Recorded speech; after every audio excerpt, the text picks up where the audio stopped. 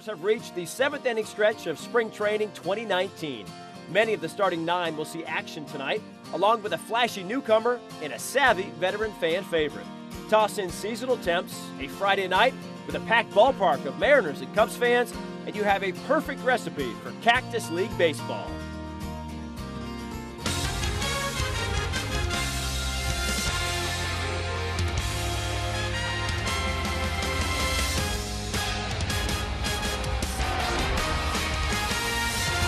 Mariners Spring Training on Root Sports is presented by Magic Toyota, right on Highway 99 in Edmonds.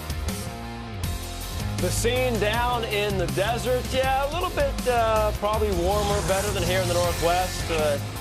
Chicago coming to the Peoria Sports Complex, take on the Seattle Mariners. Huge crowds tonight because the Cubs, well, they travel. Boy, do they ever travel. Welcome in the studio. It's Brad Adam and our Chicago native, our guy, Mr. Bill Kruger. It's been a while, but yes, that's true. That's true. Our baseball analyst here, I tell you what, it just kind of remind you of Chicago weather here in the Northwest. Yeah. A little snow again today for you. Yeah, I mean, nice? the me and the shovel, buddies for life. I'm glad it's over.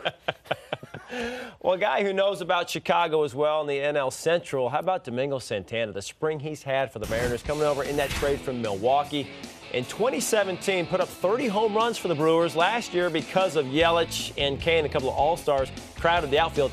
Not a lot of opportunities for him. But, Bill, I guess we're seeing now, and we saw in 2017, what he can do with regular at-bats. This is a real keen-eye acquisition by Jerry Dipoto to get a big, bona fide, power-hitting corner outfielder in Santana. His numbers were down last year. You told us why. You take a guy like Gamble, who's a contact hitter, but doesn't provide what this guy can do. He's the 30-plus guy. He's an 80-plus guy. He's an athlete. He can run. And so far this spring, he has done damage. Leading the Cactus League in homers. He's second in total bases. The Mariners have to be thrilled with what this guy's brought to the table already. And clearly a guy that can help that middle of the lineup that's been depleted a little bit with Cano and Cruz no longer on the ball club. And the home runs are majestic home runs, yes. High and deep. He will start in left field tonight. And the guy in center field tonight will be Mitch Haniger, as we get you out to Peoria, because Mitch has missed a couple of days with a back injury. Let's find out the latest as we get down to Peoria. Dave Sims, Mike Blowers.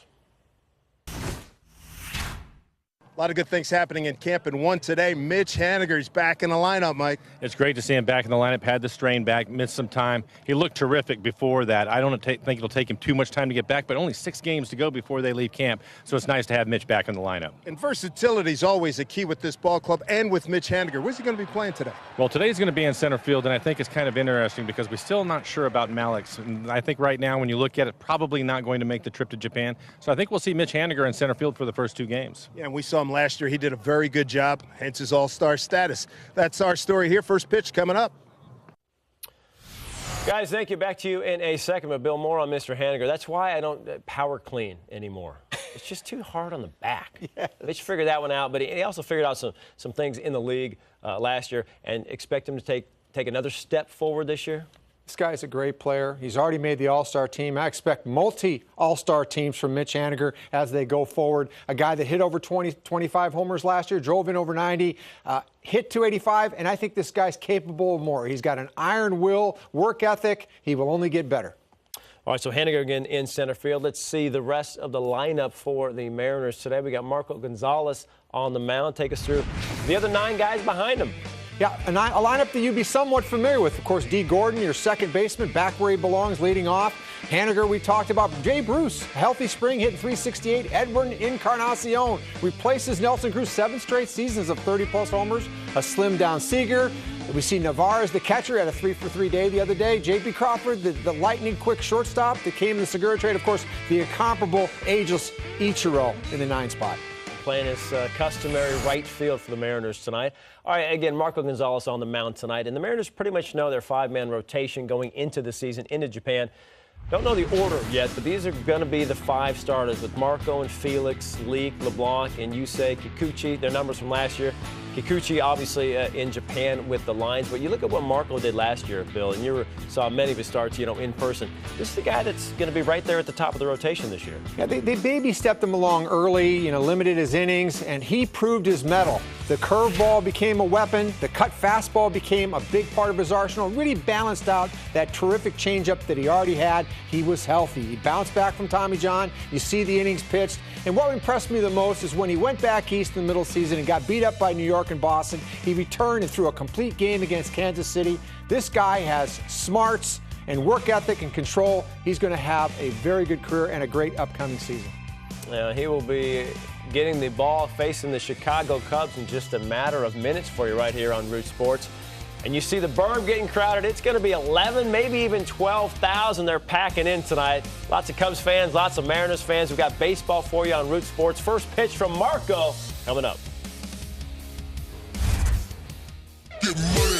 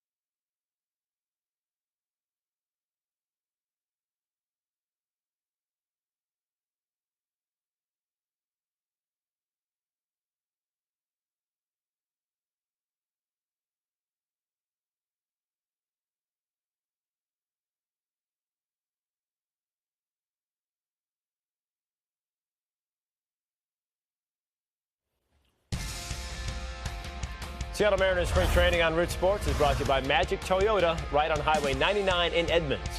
By Steel. To find your local Steel dealer, visit steeldealers.com. And by the Laborers Union, 46,000 strong in the Northwest. I see that shot every spring, Bill, and I've yet to get in a hot air balloon. Would I? I think I would. You? Feel pretty good about them? I think so. They used to crash in my neighborhood in Woodinville. I don't feel that good about them.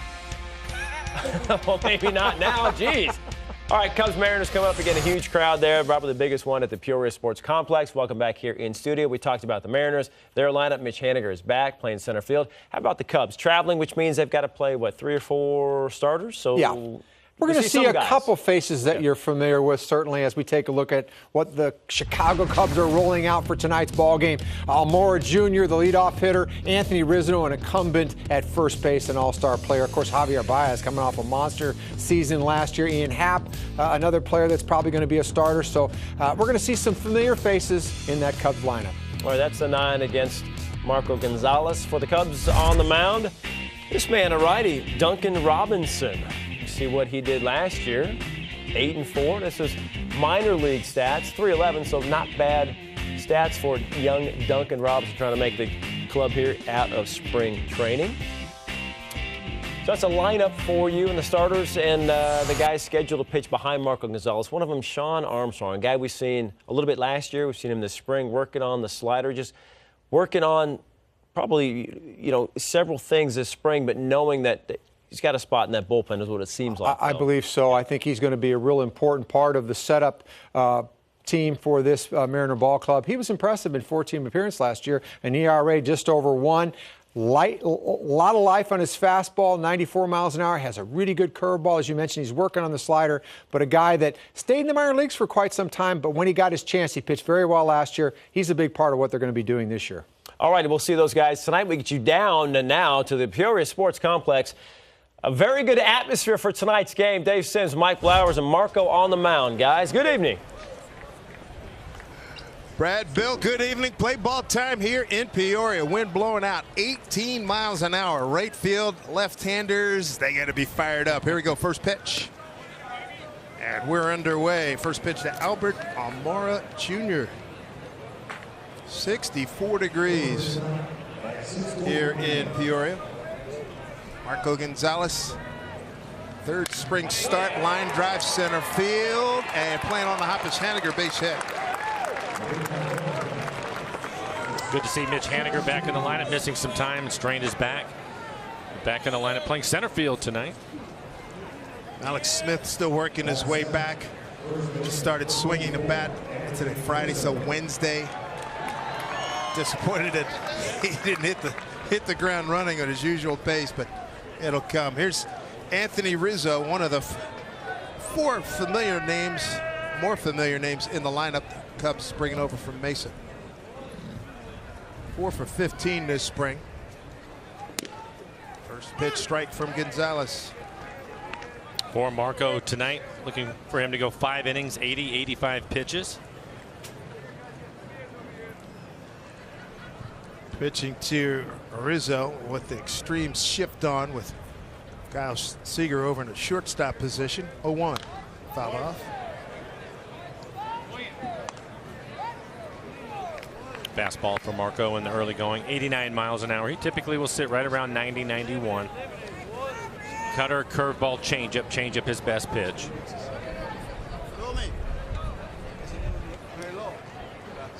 Rizzo, a 283 hitter last year, 25 homers, 101 runs batted in.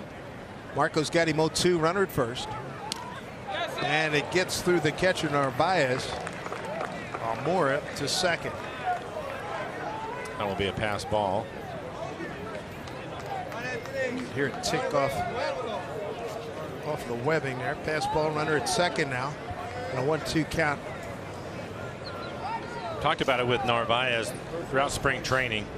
That is him framing behind the plate, something he's worked hard on it throughout the winter. It looked like that pitch made it down and was trying to steal a strike as it went off the end of his glove. Cubbies come in having won 4 of their last 7 games. 1-2 pitch. Breaking ball. Hit into right field. Ichiro out there. Runner advances to third. Ichiro hits the cutoff man. So the Cubs in business early on.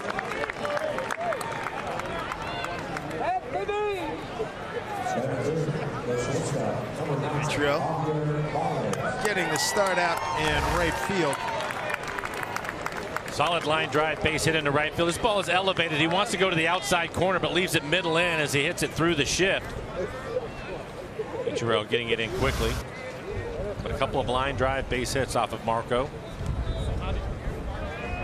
Marco coming off some career bests last year, 13-9. 13 wins, 166 2/3 innings, 145 strikeouts. First pitch. Javier Baez, slow start for him so far in the spring, 3 for 15.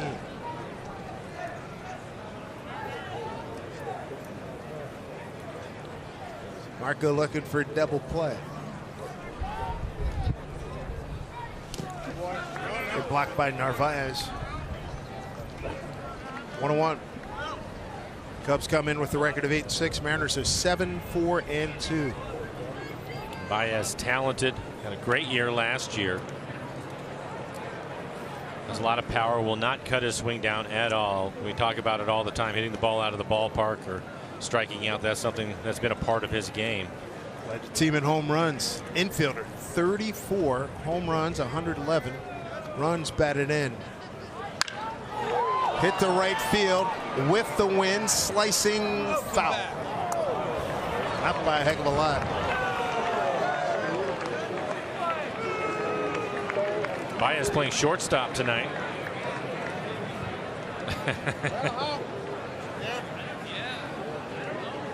Had full barrel on it, that's for sure. 1-2 the count. Windy, 64 degrees here in Peoria. I thought Marco would have the long sleeves on today. Then again, he did pitch in Spokane. He's at fine. Gonzaga. Feels good out there at 64 degrees, even though there's some wind. 1-2 pitch, throw over to first. Jay Bruce able to recover.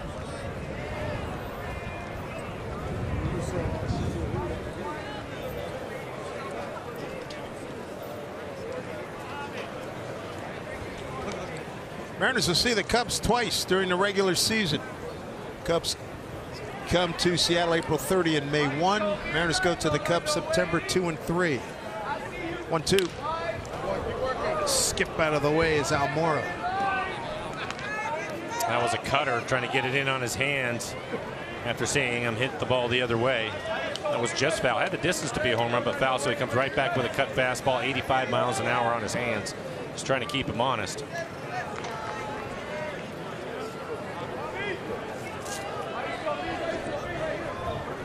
Ball and 2 strikes. Good battle here with Baez. Tough hitter. Fouled back. Cubs last year 95 and 68, second in the National League Central to Milwaukee. Made the playoffs. Well, actually lost that play-in game to break a tie, and then they lose to Colorado in the wild card game. The last pitch, a cutter on the outside corner. Typically in the regular season, Marco would come back with a changeup. We'll see if he's working on the cut fastball here this evening. Good look at Joe Madden. Breaking ball. Good looking pitch. 2-2.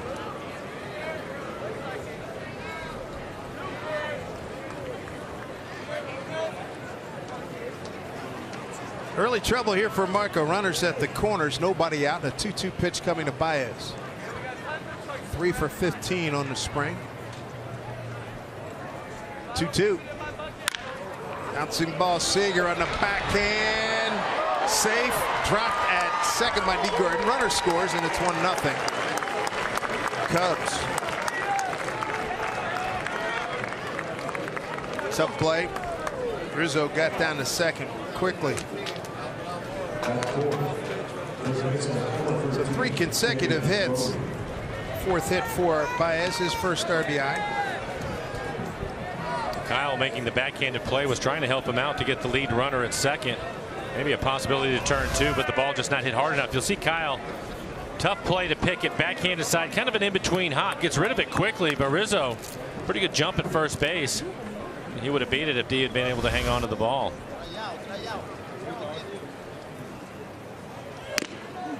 First pitch strike to David Bote. David Bote. He is the third baseman this evening for the Cubs.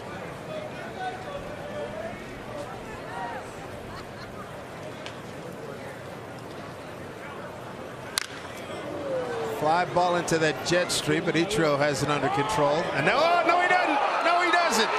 Jet stream fooled him. He thought he had it all the way.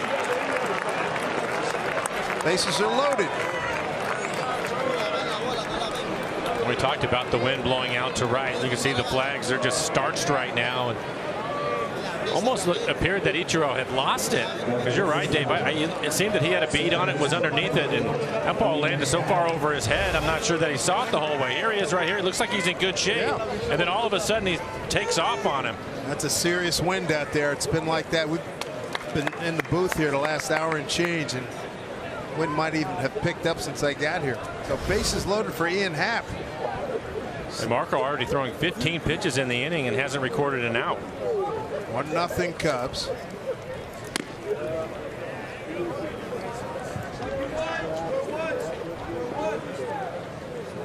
Ian Happ last year in 142 games, 233, 15 homers, and 44 runs batted in. 1-0.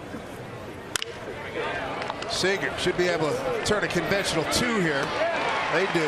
Run scores. 2-0 Cubs. Rizzo steps on home plate.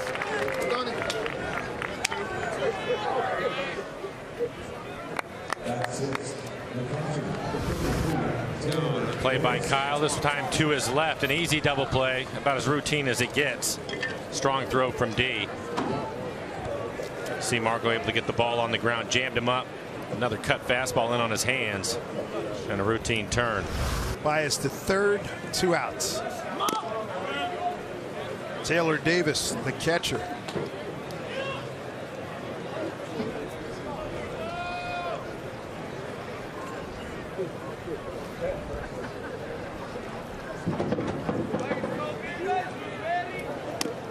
Breaking ball for a strike.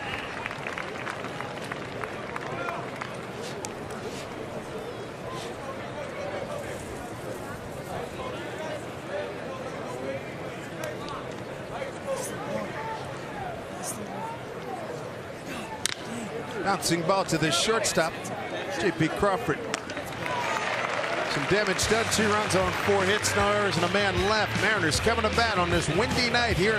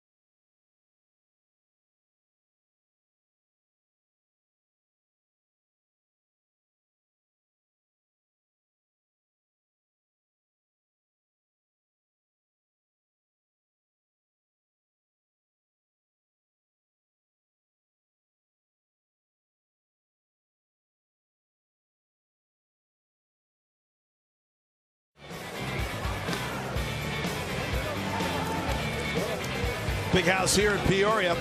Nice night, windy night. First time getting a look at the Cubs here in spring 2019. Faced them a couple of times, a home and home during the regular season. Dave Sims, Mike Flowers, Root Sports crew with you. These folks were reading and watching the weather. They came well armed with blankets. Mike has an extra jacket. I got an extra jacket, and a whole bunch of other people do as well. Unfortunately, I think we're going to need it too. Let's see how the Mariners fare against young Duncan Robinson out of Dartmouth College, an Ivy Leaguer, all Ivy League first team, 3 consecutive years. He was Ivy League Pitcher of the Year his senior year, academic all Ivy honors twice. Looks at a pitch down, not low, does D. Gordon. D 3 for 17. Good news, he's walked 4 times already in the spring. He's been patient this spring. Quickly ahead 2-0. 2 for 2 in base stealing, and we had him on last week, and he talked about being completely healthy and ready to be dynamic D again, like he was first month and a half last year before the toe injury really slowed him up.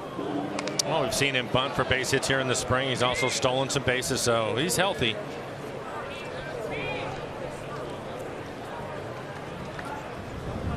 Good to see him at the top of the order.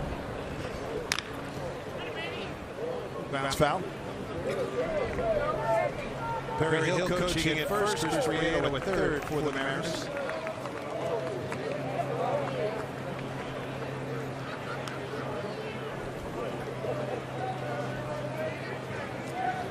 D3 for 17, hitting a $176 here. Springett's full badly there, one down. Duncan Robinson, non-roster invitee. Cubs spring training for the first time. 3 minor league seasons, 19-14 his record with a 2.78 ERA. Right now he's going to face Mitch Haniger. Good to have him back after tweaked a little something in his back. Had it been regular season, he would have gone, but he told me the other day, didn't trust himself. Knows how hard he plays. Couldn't guarantee he wouldn't be diving for a ball or diving into a bag. I don't think at this point Scott Service was going to take a chance either with him. They need him in the lineup playing center field tonight. Mitch hitting 3 for 10 and even 300, 2 home runs and 4 runs batted in. Wonderful year last season, making the All-Star team. Also was on an All-Star team that went over to Japan in November. Well, he's a guy you can depend on too. When he's healthy, 157 games, 285. His on-base percentage was 366, and he slugged 493. That's a good slash line. Home plate umpire Trip Gibson. Rotating on the bases, Ben May, Jordan Baker, and Mike Malinsky. A rare talent with Haniger. Did an excellent job leading off for the Mariners last year. Tonight hitting second. You can also hit him cleanup if you want to. Talked to Scott Service about him and where he hits in the lineup, and Scott has no issues hitting him anywhere in the first 4 spots. Lead off last year, he had 330 with 8 homers and 21 runs batted in. Those are outstanding numbers. That's a fair ball off the glove of Bodie. Haniger play in front of him, is going to ease into second with a double.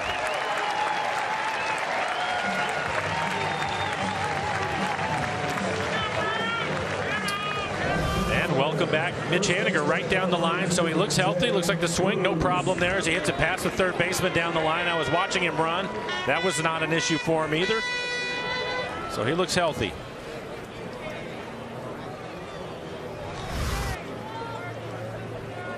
So Haniger at second.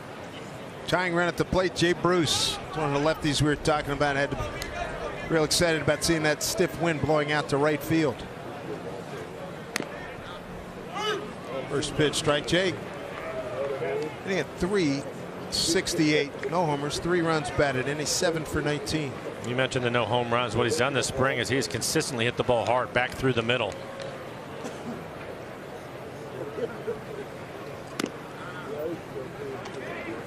Good veteran presence on this ball club.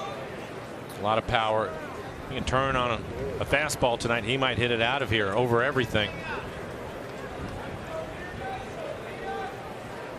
12th year in the bigs, 9 with Cincinnati, 3 with the Mets, 1 with Cleveland. 1-1 pitch. And there it goes. Didn't need any help from the wind. A 2-run shot, and it's a 2-2 ball game. Jay Bruce, first spring home run as a Mariner.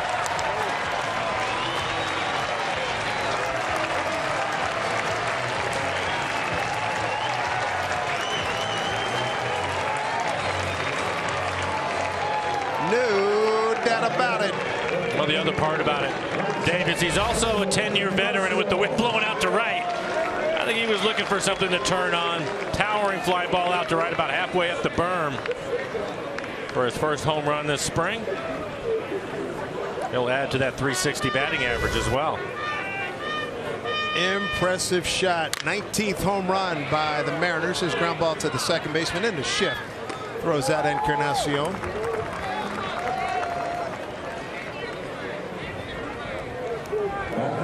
Two down here in the first.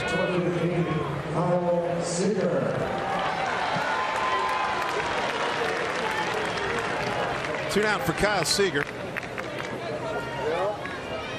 7 for 21, looking for his first home run of the spring. He's got 1 RBI, 7 hits, 3 of them to the left side.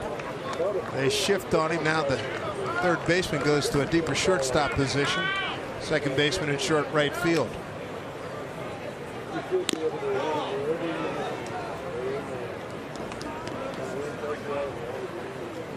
Talking to Kyle today, and he's talked about his days in college where he hit the ball all over. He got up here, and in order to survive, he said, I had to pull the ball, and he started hitting a whole lot of home runs. There's a slicing drive.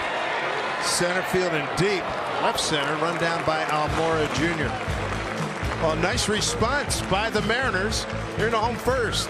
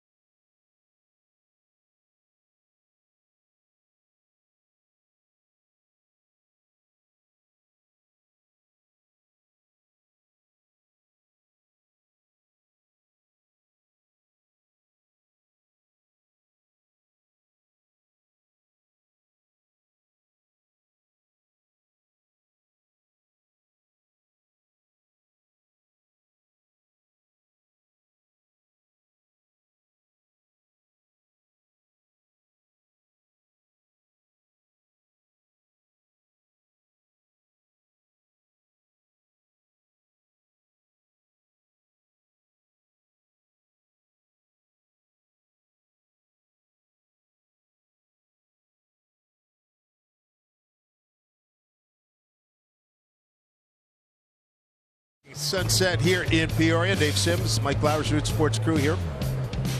Mariners come in with a 7-4-2 record. 8-6 are the Cubs, and Marco Gonzalez, he's even as he goes into the second inning. He's got the bottom third of the order. Jim Adduci fouls one off. Adduci, Zagunis, and Jim Brony.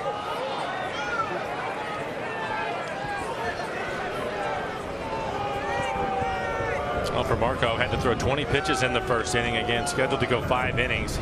Probably somewhere around 80, 85 pitches. That is going to get down in front of Ichiro. So base hit for Adduci to open up the Cubs' second. Baseball's back, and Root Sports is taking you to Peoria for Mariners spring training coverage. Tune in Sunday at 1 p.m. Pacific. Catch the Mariners as they take on the Cleveland Indians in Cactus League action. Root Sports, your home for Mariners baseball all season long. She runs on 4 hits for the Cubs. First inning. It's their 5th. Here's Zagunis, the right fielder.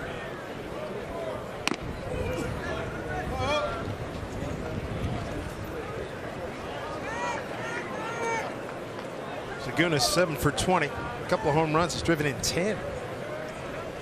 Hot hitter.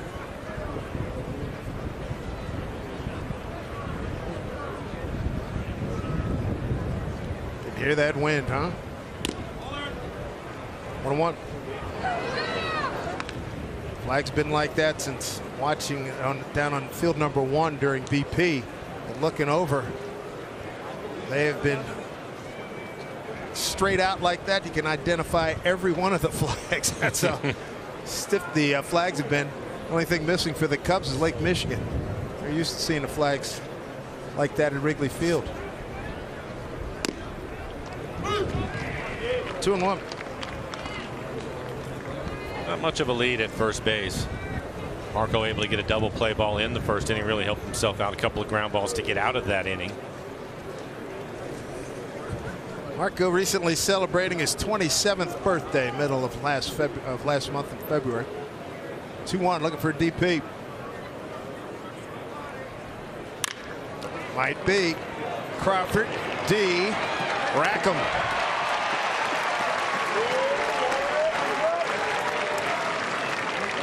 New pitching coach Paul Davis will like seeing that. A couple of double play balls here in the first few innings when he's trying to help himself out. That'll help his pitch count out too. J.P. Crawford getting the start at shortstop. Gets things started. Quick release and a strong throw by D to finish it up. Two double plays, a 5-4-3, now a 6-4-3. 2 out, nobody on. Here's Trent Jimbroni, the left fielder. He's having a good spring. 7 for 19, couple of homers, 3 runs batted in.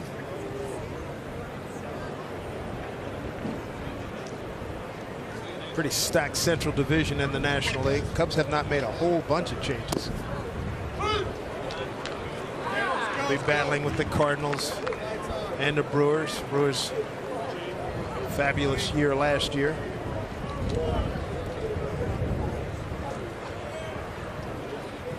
One pitch.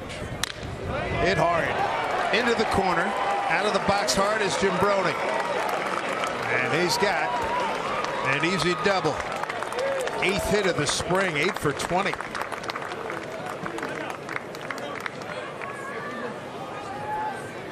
Jimbroni showing Joe Madden a lot. Trying to get in on his hands with a fastball. The fastball at 88 miles an hour. Looked like it was probably middle in, not quite to the corner. He's able to get the barrel to it, driving it down into the corner. Jimbroni with his 3rd double of the spring. Comes with 2 outs as we get back to the top of the order. Albert Almora Jr. singled and scored first inning.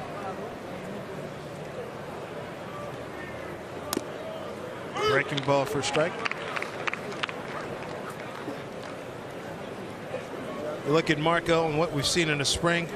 He did 166 2/3 innings last year. What do you project for him this season?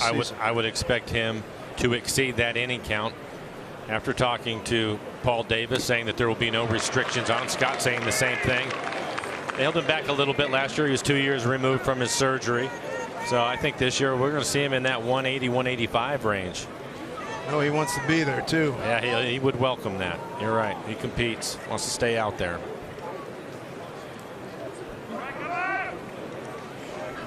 Interesting talking to him about pitching and how all the starters have influence on each other. Mike Leake in particular. Mike's the guy that won 185 change last year, and all of these guys have that mentality. Hey, we want to go. Mike Leake 185 2/3. There's Paul Davis, good pitching coach.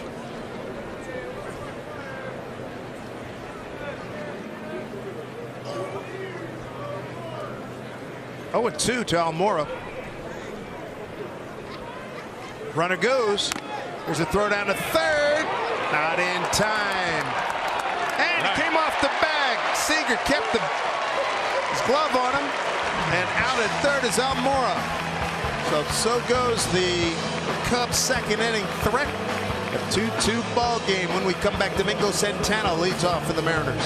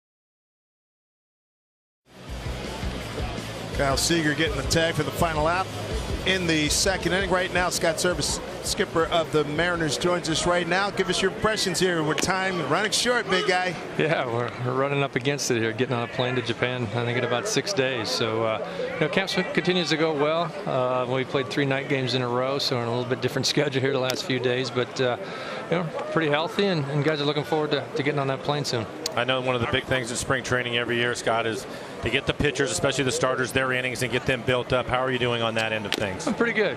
We're trying to get 5 innings out of Marco tonight. Get his pitch count up, 75, 80 pitch range there. Marco will have 1 more outing down here. I think he pitches the last game before we head to Japan. So, he's had a good spring. Working in all of his pitches. The wind and everything else, the conditions here tonight, he's given up a few hits, but he's working his way through it. And like I said, hopefully he can get through 5 innings tonight. What's the latest with Mallex Smith? Mallex has started a throwing program, working his way back there. Basically didn't touch a baseball for about 3 weeks, so we got to be careful on how quick we rush him back. He's getting in the batting cage, did some soft toss in there today. Hopefully get some BP starting on Monday, and then build from there. Mallex is not going to be available for us in Japan. We know that. So again, trying to get him ready when we get back from Japan on that first big homestand. What's on your wish list this next few days? Health. Stay healthy. There you go. That's the key. I think the guys are in pretty good shape. We got some battles going on in this camp yet at utility infielder, catcher, and in the bullpen. But big thing is guys just stay healthy. You were talking about the bullpen. Sean Armstrong, what are some of the things you like about him? He threw the ball well for you at the end of last year. He did. Sean had a nice year in AAA, came up in September, got some big outs for us there. Hopefully he continues to progress there. His spring has been pretty good, working on his curveball, using that a little bit more efficiently. He's always had the good fastball and cutter off of that, but focus on his curveball this spring. It's been going pretty good for him. Scott, thanks for your time. You got a lot of big decisions in front of you. Hang with them. Thanks, guys. Looking forward to it. All right. That's a bad call. Santana thought he had ball 4. He's done. 1 out here. Second strikeout by young Duncan Robinson. And we'll take a look at this last pitch. Set up inside, and it's inside, but it is up. It's letter high. Look like a cutter, maybe. Goes back to our previous conversations. Pitchers want to pitch up high. They're starting to call it up high. It's more vertical than horizontal. That is absolutely right, but that might have been a little bit too. I know Agreed. Scott didn't like it, and Santana didn't like it, and I don't blame either one of them. He's 6'5", and home plate umpire Trip Gibson thought he got the piece of his zone there. They are definitely calling it more often. Narvaez 4 for 18. Homered last night. Overall, it sounds like Scott's happy with where the club is at and what's happening here in spring training. It's good to hear. Only 5 games after tonight here in Arizona before. Unreal. Yeah, where they leave town.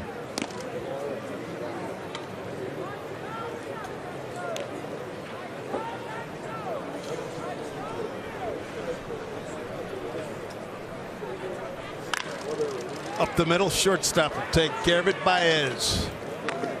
2 outs. Mitch Haniger, Marco Gonzalez, and the Mariners. They're going to square off with Mookie Betts, Chris Sale, and the Red Sox for a 4-game series, March 28th through the 31st. Make sure you're on hand for all the action, including opening day, by getting your tickets at Mariners.com. It is the only trip to Seattle for the defending World Series champion Boston Red Sox. J.P. Crawford. I think speaking of Red Sox, you think they'll re-up Kimbrel? I mean, Kimbrel's still unsigned. At least he was as. It's amazing, isn't it? Very much so. I think he overpriced himself big time. JP 4 for 18 this spring. Got to dig out of an 0-2 hole here. 2 out, nobody on.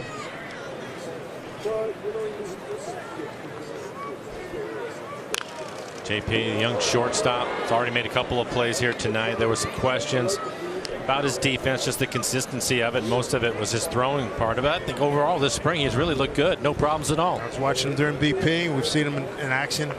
He's very smooth out there. Terrific athlete. Popped up. Left fielder coming on. Jim Brony. He's there. Woo. A little side saddle. That wind is really a factor here tonight. Ryan Mullen-Smith's going to join us. 2-2 ball game here in Peoria.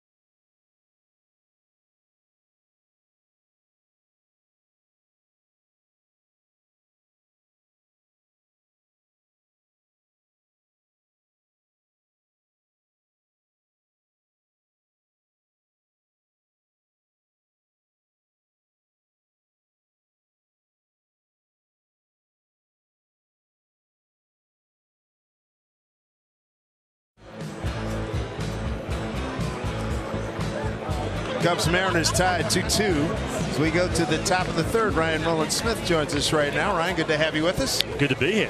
And also joining in right now, pride of Lake Charles, Louisiana, and the University of Alabama's Wade LeBlanc. Am I on? Yeah, you're on, big fella. How are you? How's it going? All right. What is this? I hear you're like one of the best basketball shooters out in the back. I thought when you guys are teeing it up out there. Depends on the day, I guess. And the wind? It probably depends on the wind a lot, yeah. Right. How you feeling? How's camp going for you so far? Numbers-wise, not great. Health-wise and consistency-wise, probably a lot better than the numbers would say it is. Wade, this is going to be a different feel for you this spring training. You know, last couple of years coming into a camp last year with the Yankees, competing for a job, and now you know you're going to make this team be a part of this rotation. What's the difference for you when coming into a camp in this kind of mindset?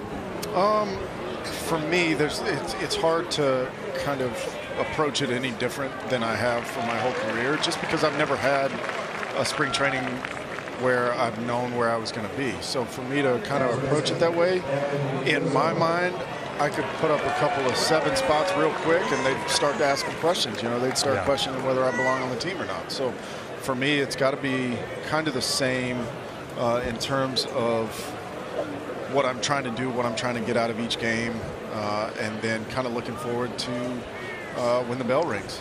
And after last year, you had such a good season, and again, big congrats for the signing the deal and everything else. But what do you, when you look back at 2018, what do you want to build off from that? What do you want to have for 2019 that you felt like you could have made an adjustment, made better from last year?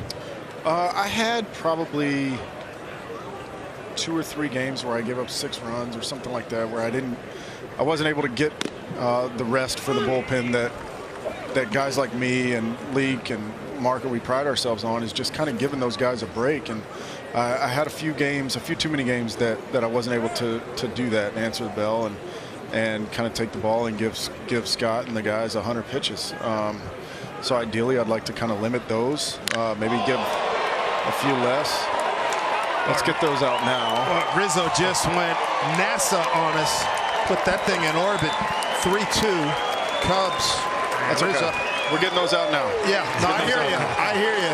Hey, tell the fans about your experience finishing up and walking with the graduates down at Alabama and getting your diploma. How cool was that?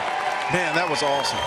That was a really special moment for me, just because of the fact that it took 12 years. But on top of that, just somebody that had always said I wasn't going to go back. Once I left campus, I was done. But once you have kids, your priorities change, and you want to show them what it means to finish something you start. And that was a big deal for me, to show our boys that it's important. It's important to go back. It's important to finish things that you start and kind of get that piece of paper that says that you're a college graduate. That was a huge priority for me once we had our 2 kids. We're watching Marco pitch right now, and one thing that he had last year was that cut fastball, the development of that. You guys seem to have developed a pretty good relationship yourselves. Is that something you guys talk about this stuff and go back and forth when to throw it and have those conversations? Yeah, he uses his a little different than me. He's able to elevate his more so than I am, but for the most part, we use them in a similar way. And it's we do have those conversations. Leak's involved in those as well. But at the same time, it's also watching bullpens, watching games, and kind of taking notes in terms of what works, where it works, and trying to implement that and see if it works for you. Something that works for Marco might not necessarily work for me, even though we're similar. Yep. But that's an important part of being a pitcher, is kind of watching everybody that takes them out, kind of watching them, because you never know who you're going to be able to take something from that's going to take your game to the next level. Yeah, you guys have a good thing rolling there, no question. Hey, Wade, thanks a lot again. Congratulations on graduating, man. That's very good, man. That's cool. Good for you. I appreciate it. Yeah, thanks, you bet. Guys. Wade LeBlanc joining us here. 3-2 ball game. That Rizzo ball just landed. 3-2 Cubs. Ball was crushed. Bounce hit sharply too. Haniger got to play it on the bounce. Yeah, it's different. Definitely a different environment for Wade LeBlanc this spring training. You mentioned he'd give up a 7 spot in spring training and then have to look over his shoulder and make sure everyone knew he was going to stick around, because it can be tough when you compete for that job. Well, he has definitely been a stalwart. I'm glad that he's hooked up, and like you mentioned, I think your first question about, hey, you know you're going to be here, so the anxiety goes away. Big difference from last year at this time. I remember talking to him about it. It was with the Yankees, and I said, yeah, go to Scranton Wilkes-Barre. He said, what are you, nuts? You have a ton of talent there. As Haniger takes care of that for the 3rd out. But he was so glad to get released and land here in Seattle, and it's worked out well. 3-2 Cubs.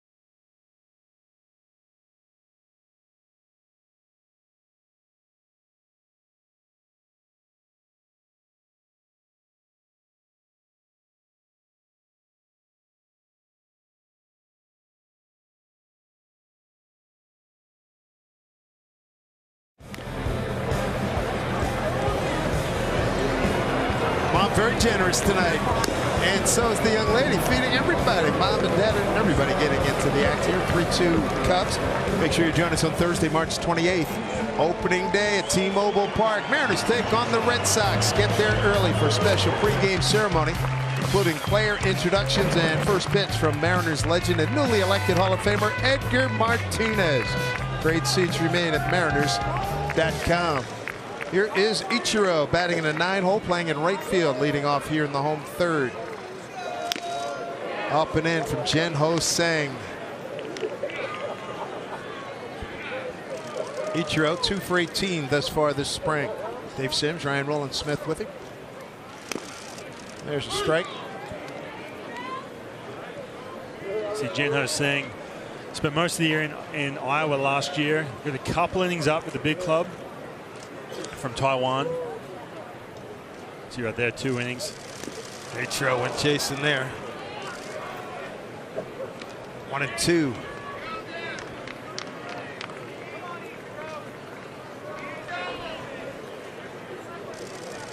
Sang 6'1", 210, 24 years old. 1-2 pitch. Slow roller surrounding his hat, and just got him. 1 out.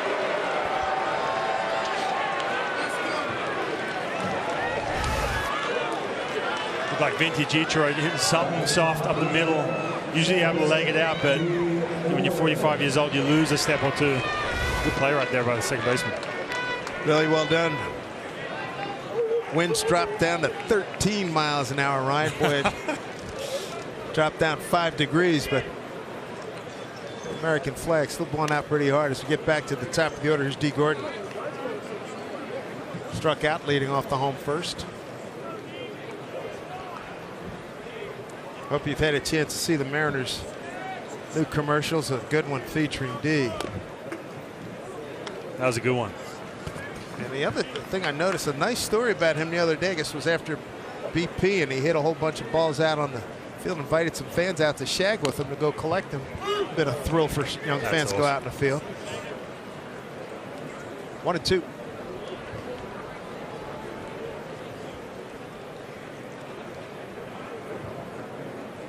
D hitting .268. Put it in play. Foot race. Baez got him. 2 bang plays. That's something from D. Gordon. We didn't see it did it last year, dealing with that toe issue. And this is something that's going to be exciting for him, the top of that order, able to leg that out. Those infield hits and start racking them up. Mike Malinsky, first base. Pacific Northwest guy. 2 outs. Here's Mitch Haniger. Doubled off the glove of the third baseman down the line and scored on the 2-run homer by Jay Bruce in the first inning. Good to see him back in the lineup. Dealing with a back issue. Pretty good fastball. Good movement by Sang.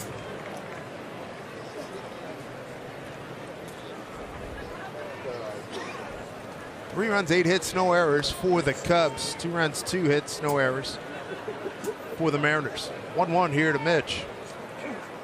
Breaking ball, a good one.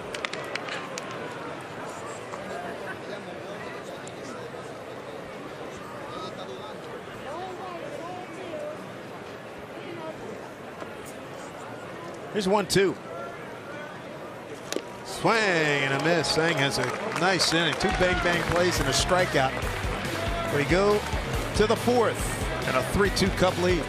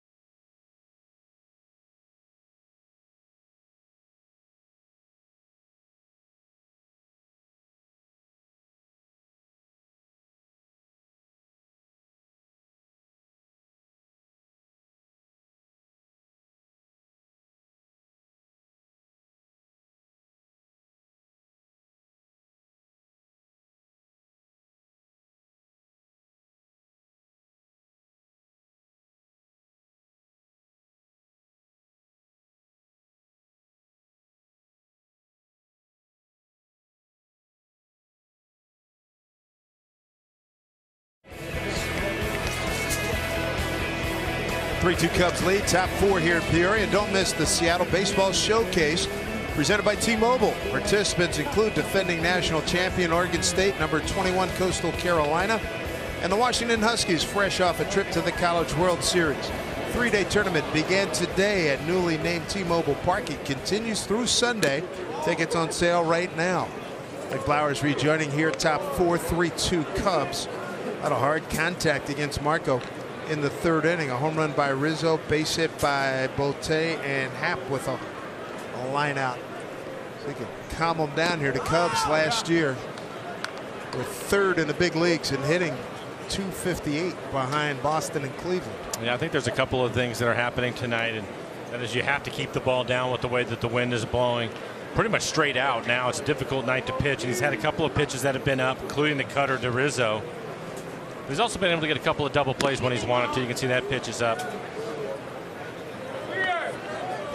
I would say that it's not a good night for the pitchers out there. No.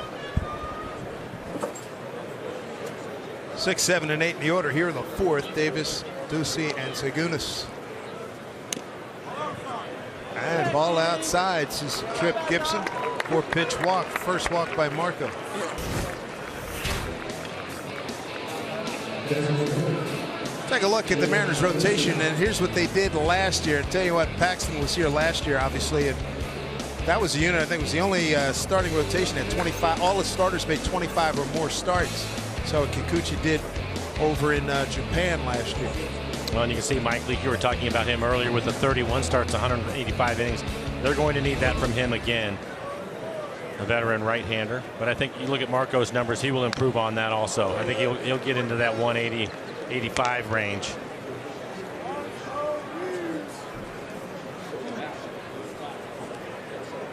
Marco Gonzalez out of Fort Collins, Colorado. Third season with the Mariners, came over July of 2017 from St. Louis for Tyler O'Neill.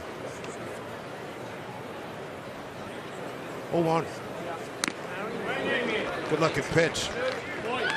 Came back with a breaking ball at 77 miles an hour. That's his curveball. Through the first 3 innings, 44 pitches, 31 strikes. He's got Jim Adduci, 0-2. Adduci singled to right, eliminated in a double play in the second. Strike 3 called, got him. He is calling the high strike tonight. That was above the belt on the plate. But Marco able to get the call. You can see the high target, and he hits it. Trip Gibson behind home plate. 1 on, 1 out. Mike Zagunis. He bounced into the double play. Second inning.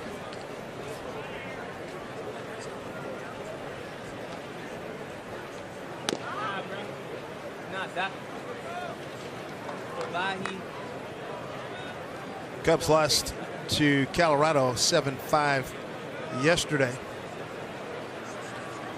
They had a huge crowd against the White Sox at their place, 16,069. Looks like this is going to be around the 12,000 mark here at Peoria. Barely a seat left. I got a text from a friend of mine who's working her way here to the ballpark in traffic for 2 hours trying to get here. Well, Friday evening, and exactly. Haniger giving chase over his head, bounces off the wall, gets it back in quickly. A ringing double by Mark Zagunis.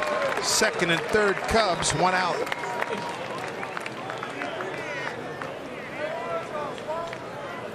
More hard contact. Well, looks like it's out over the plate and elevated. Belt high. He drives it into right center. Had some slice to it, Mitch. On the line drive. Not much time to get back to make a play. So second and third. Brings up Trent Giambrone. He doubled to left. First time up. Got a situation here. Ball 1.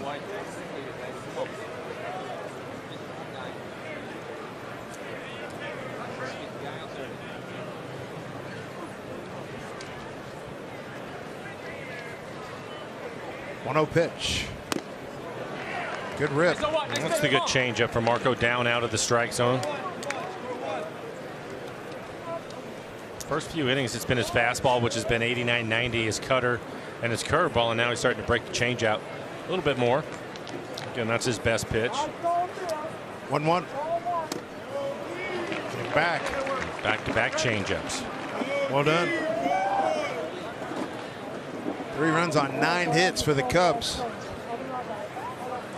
couple of familiar names not in the lineup tonight. Ben Zobrist, Kyle Schwarber, Jason Hayward, Wilson Contreras, and Chris Bryant. 1-2 pitch. Narvaez, good stop, 2-2.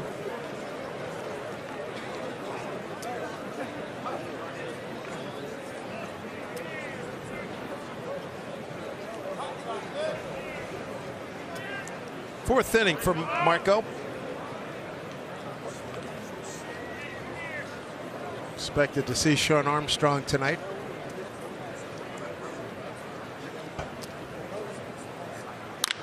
Sharply hit. Crawford going to take the out at first. Run scores. 4-2 Cubs. RBI ground out. Giambrone. 2 down.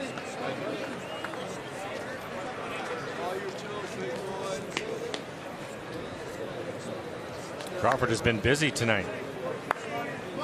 Playing well out at shortstop.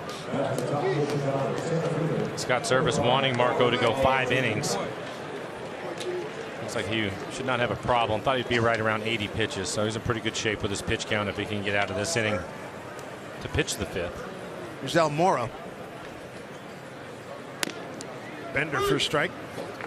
Albert led off the game, base hit to center and scored. Second time up, flat out to left.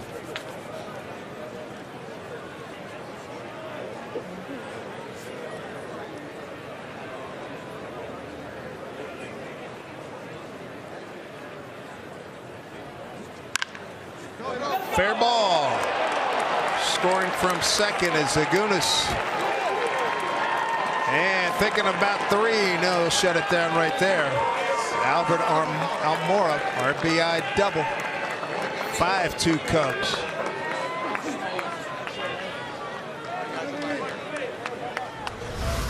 This is right down the line. Thought it was going to be foul, but called fair quickly. Kyle Seager wasn't able to get to it, but he had a pretty good look at it, and I'm not sure he thought that was fair. But it will be a double. 10th hit for the Cubs.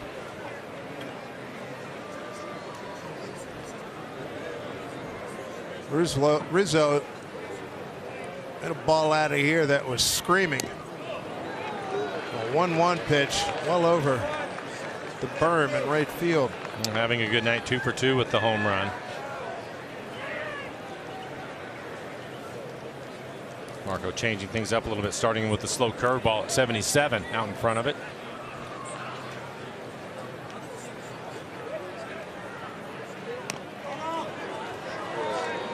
One.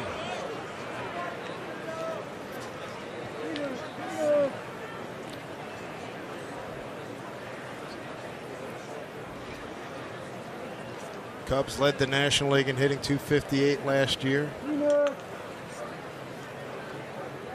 Put the ball in play a lot.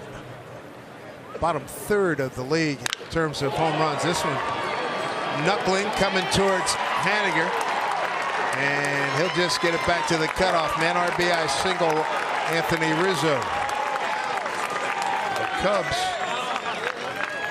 swinging some hot bats on a cool night. And especially Rizzo now 3 for 3. Couple RBIs for him. Marco getting knocked around. Here comes Paul Davis, the new pitching coach, join in on the conversation.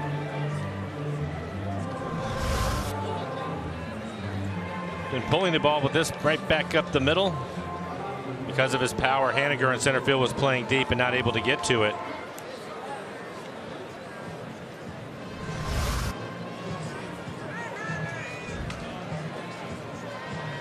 So far for Marco, 22 pitches here in the inning.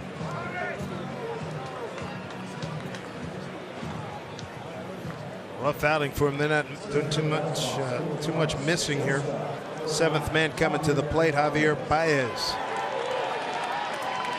Infield RBI and a ground out.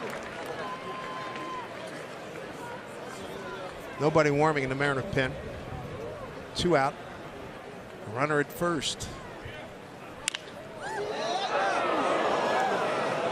That was hard hooking foul ball.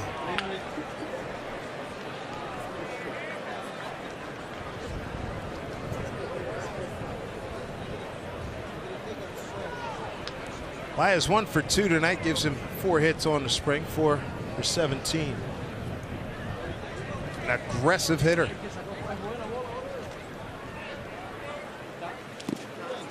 Baez, nice stop. 1-1.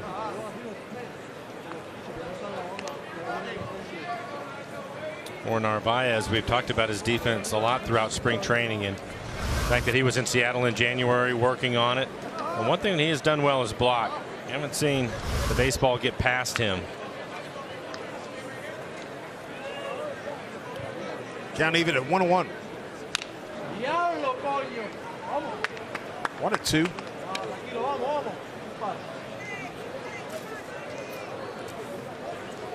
Tomorrow, Mariners are at the Dodgers. Rowena Salia scheduled to start. Sunday back here, split squad action against the Indians. Felix will start.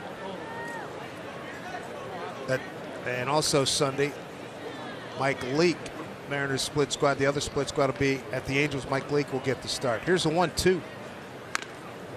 At the end of the bat. Changeup right off the end of the bat at 81 miles an hour. Talked about it with Baez in his first at bat. He will turn it loose, and doesn't matter if he has 2 strikes or not. He's not going to cut down that swing. Not even close. Not close. Led the club 34 home runs last year. Schwarber had 26. Rizzo had 25. 1-2. That past the diving Seager. Rizzo will get to third. Brian Butterfield will hold him right there. And hopefully Kyle didn't hurt himself at third. Looks like he rolled over on the top of his wrist and ended up taking his glove off right away. And with that base hit, he'll get the bullpen busy. Now 25 pitches here in the inning. Next pitch will be 70 for him. 3 runs on 1, 2, 3, 4 hits. Here's a look at it. Hit hard down the line. Kyle diving for it. And then he kind of stumbles a little bit and he'll roll right over the top of his arm. Ooh, yeah. You can see him turn that wrist over and he was hurt right away. His head went down. Yep. Hold the finger. You've been there, right? Yep. He's going to feel that one in the morning. Matt Walker, a right-hander, heating up for the Mariners. Look out, right? The old screen, that would have been right here. Extend our gratitude to the city of Peoria and the Peoria Sports Complex. Gary Hill's laptop notwithstanding, which got smoked a few days ago.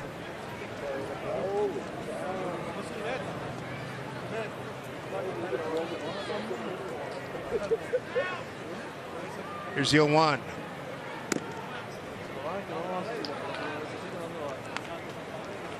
Bodie, 2 for 2, single to right and a hard hit single to center.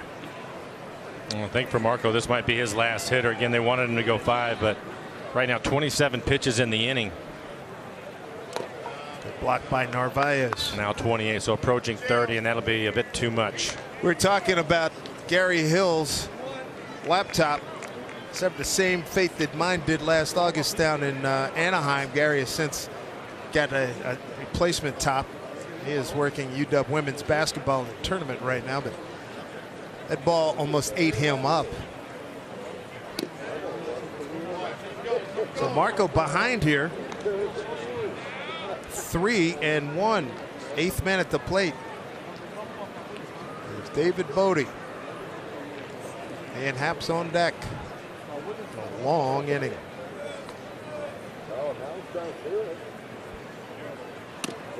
And now the bases are loaded. Second walk by Marco this inning. 9th man coming to the plate. And that looks like that will be it for Marco Gonzalez. Scott Service on his way out of the dugout.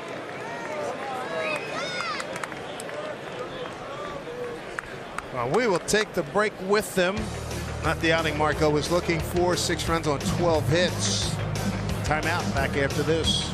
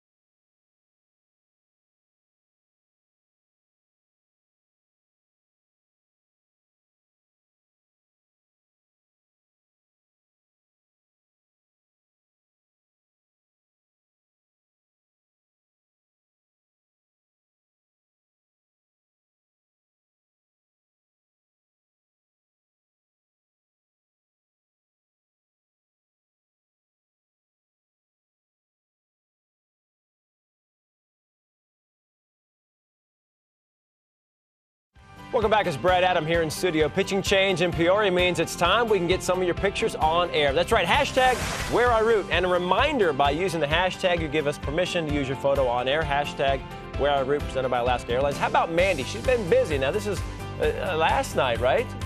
Spring training here. You got Jerry Dipoto, the GM of the Mariners, sitting there in the stands, probably watching more intently. And then tonight, look at this, a Cubs fan, Rob Ryan, defensive coordinator, I believe now for the Redskins. At least that's what it says. Hashtag NFL legend. Be a little generous there, but Rob Ryan with the flowing hair, looking good. The llama out there in Peoria. All right, our score again, 6-2 as the Mariners replace Marco Gonzalez here, top of the fourth inning. And Marco getting some work in. He's not going to be thrilled, I don't think, with the line. He does get up to 74 pitches. Probably good news for him, but just 3 2/3, 12 hits, 6 earned so far. Bases are loaded as we get out to Peoria. But, guys, as Wade LeBlanc said when you guys were interviewing him, get him out of your way now. The home runs, the runs, get him out of the system now. Regular season, it's a whole different story as Matt Walker on the mound for the Mariners. For sure, Brad, no doubt about it. Here's Matt Walker, 24-year-old right-hander, 6'6", 205 out of Fort Worth. And we saw Kyle Seager, like he had some difficulty with the finger. We got a new third baseman, Shed Long, comes in to take his place. It didn't look good when Kyle had rolled over on his wrist and maybe pinned his finger back, but he is out of the game. Shed Long taking over for him, so he had a chance to warm up real quick. And no sooner did we hear the parting words of the skipper, Scott Servais. What's on your wish list? Stay healthy. Stay healthy. Now his third baseman rolls over on a wrist and out of the game, and hopefully not disabled for much, if any, time. Here's Ian Happ, bases loaded, 2 outs, 3 runs in. Breaking ball from Walker. Walker, 36 round pick back in 2015. Last year at Arkansas, 5-1 with a 3.63 ERA. 62 innings, 52 strikeouts, and 22 walks. Could use a K right here. 9th man at the plate, 1-0 pitch. Full attack mode on that high fastball. 1-1 to Happ, who's bounced into a double play. And a hard line out center field.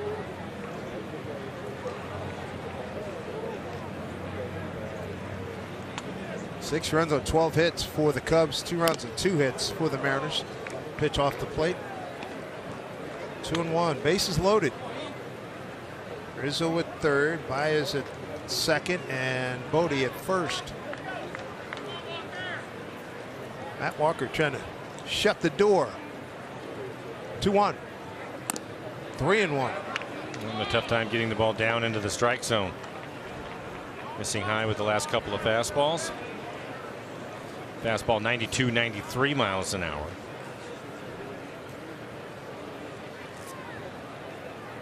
Three-one pitch.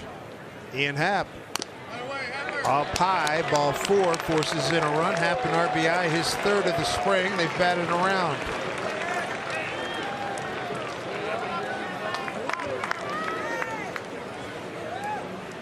Rizzo scores, everybody else moves up. And the third is Baez. Second is Bodie. Here's Taylor Davis for the second time in this inning. He walked and scored.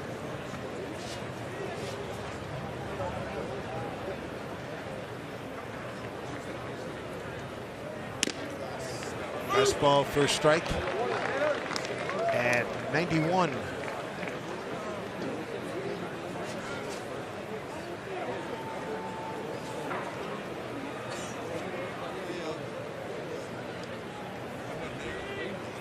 A 1, breaking ball missed.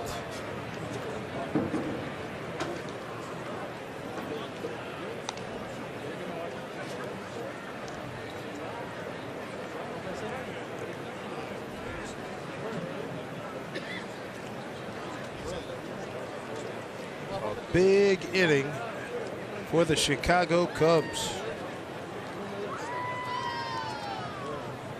Up high with the 1-1 pitch, 2-1.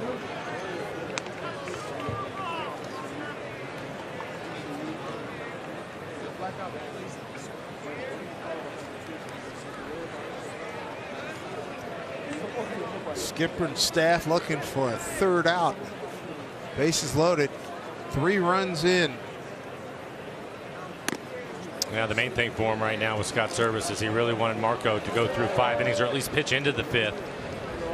Talking to him a few days ago, he thought that was important when not just to get the guys' pitch count up and build up their arm strength, but to sit down and have to go back out onto the field a number of times, which is what they're going to do in the season. And that didn't happen for Marco tonight.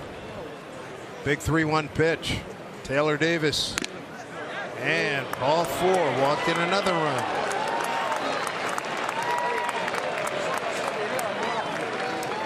Scoring this time is Baez, National League RBI leader last year. Second walk in the inning to Taylor Davis. Matt Walker is finding out. Have to throw strikes at this level. Looks like he has a pretty good arm. He's 92 to 94 tonight with a good curveball, but just struggling with the strike zone, missing up. Oh, those bases on balls. Well, he's probably pretty amped up too, I would imagine.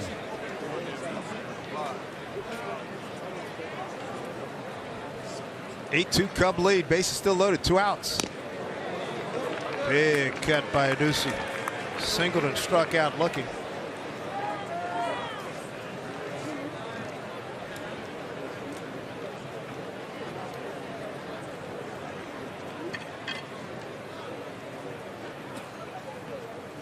Way outside.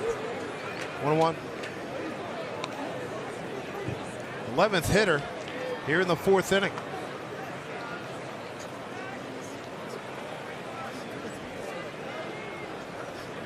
Nick Rumbelow scheduled for an appearance, maybe up a little bit earlier than he anticipated. Here's 1-1. Whoa, and that gets through. Narvaez runs, scores, everybody else moves up. 9-2 Cubs. Had a glove on it, couldn't contain it.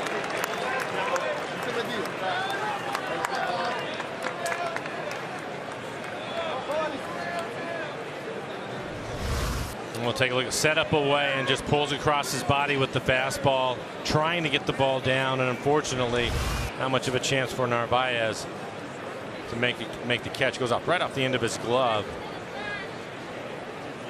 6-run 4th. So 13 pitches, 9 balls so far. 2-2.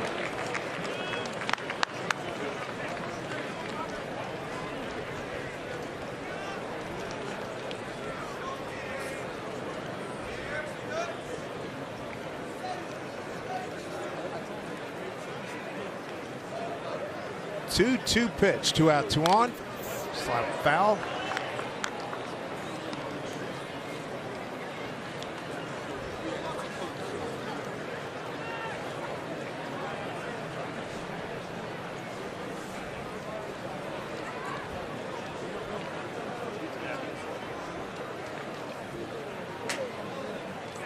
First appearance for Walker, and he's all over the place. Full count.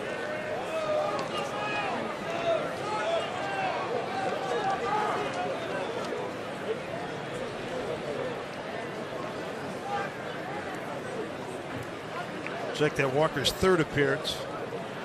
2/3 against Milwaukee, a 1/3 of an inning against San Diego. He's 3-2 here, 2 out, 2 on. Swing and a miss, struck him out. Inning over. A 6-run Cubs 4th, a 9-2 lead.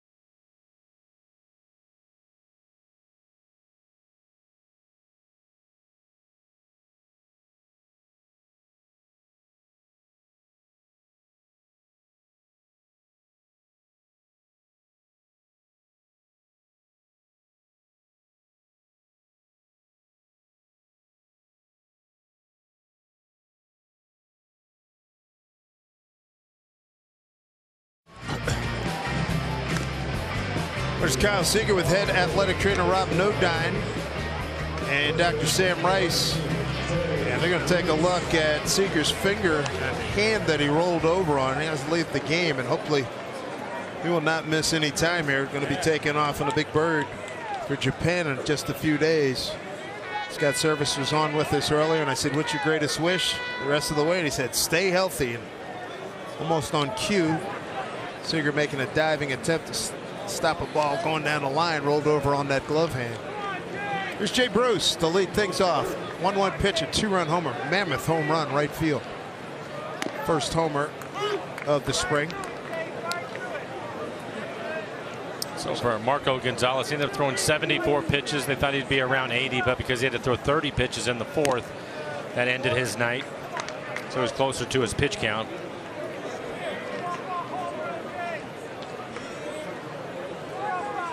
Jared Young taking over at first base for the Cubs. Jen Ho Sang continues on. 2-1. Anthony Rizzo, heck of a night. Scored 3 times, went 3 for 3, drove in 2 for the Cubs. Jay Bruce worked himself into a nice count here, 3-1.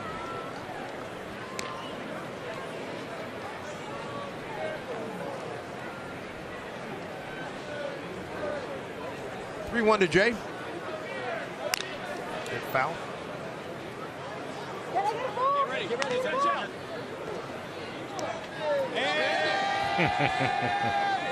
There we go. Boys are back in town.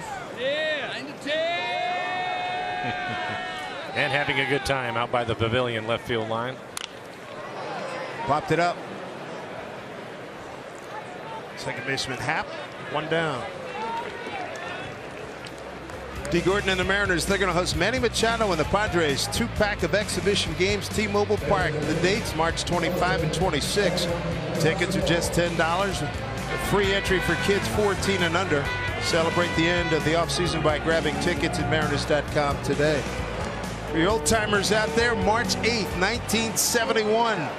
Good grief, 48 years ago, Ali Frazier at the Garden in New York City. A decision. Joe Frazier won it, knocked him down, I believe, I think it was the 15th round. Ali got up quickly. And that was, at that time, one of the biggest fights in the history of the sport.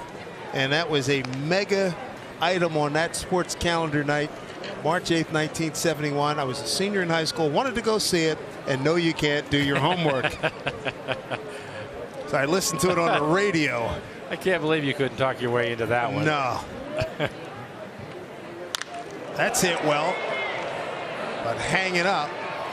Line drive by Edwin Encarnacion, hit a 2-0 count. Ulysses S. Sims was not buying that. That wasn't going to happen. If you ever get a chance. Where would you rate that fight now? It's still one of the great ones. Yeah. Still one of the great ones. And I was conflicted, too, because I loved Ali, and Joe Frazier made his home in Philadelphia. Right. And I was like, golly, you can't win. I saw the, let's see, 1, 2. The Thrill in Manila was the third fight. I saw the second fight, Nassau Coliseum in New York. And that was pretty impressive. Actually, I got it confused. That fight I'm thinking of was the Foreman fight. The Foreman fight, that was following the great Cosell. Down goes Frazier. Down goes Frazier. That was the first fight.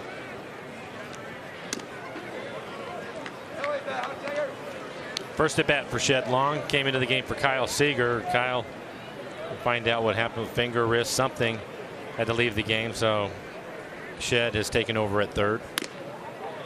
And a pretty good count for him at 3-1. He has really swung the bat well this spring, impressed a lot of people. The second practice field, wind blowing out. I walked up minutes after Shed had hit one a long ways, helped by the, actually not helped by the wind. Evan White and the boys were pretty impressed by that poke. Grounds out here. 1, 2, 3 go the Mariners. Nick Rumbelow to take over.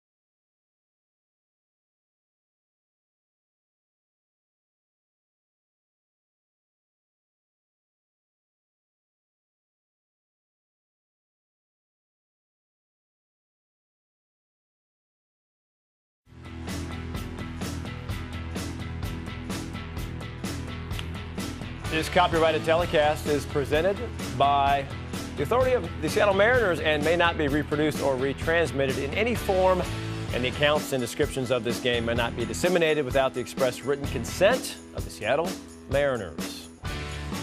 Don't leave. People are already leaving Peoria Sports Complex. It's Brad Adam, Bill Kruger here in studio. They saw Marco Gonzalez have an outing that he's not going to love, but the numbers weren't great. But what can he take out, or what will he take out of this, Bill? That he got his work in. I mean, it's a rite of passage to get hit around in spring training. That's all part of it.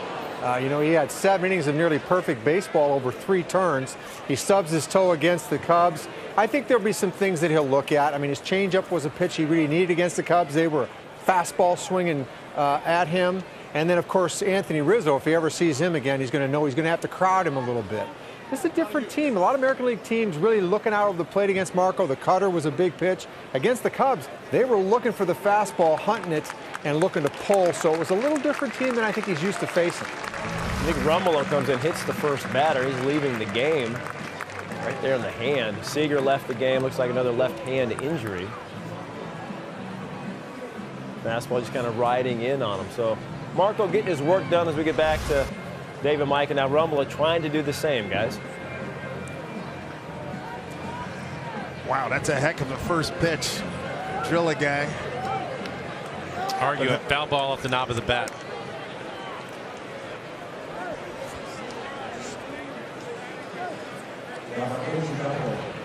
For Nick Rumolo last year, 13 games that he had pitched in, ERA just over 6, 17 2/3. He had 16 strikeouts. Opponents hit .275 against him. Jim Brody said a good night. Double RBI ground out.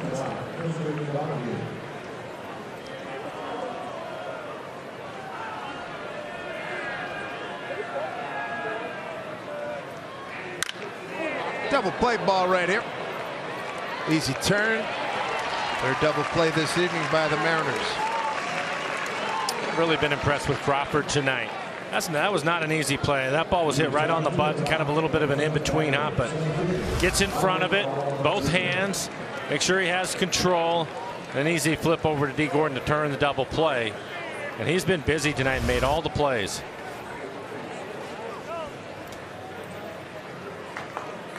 Boy, Jay, swing, baby. Quick 2 outs, top of the order. Here's Almora. He's been busy. First inning, single run scored, flied out, and an RBI double. Ground ball to Crawford. Couldn't get out of his glove, but recovers nicely. Wow, he is flashing good leather. Go to the home fifth. Cubs 9-2.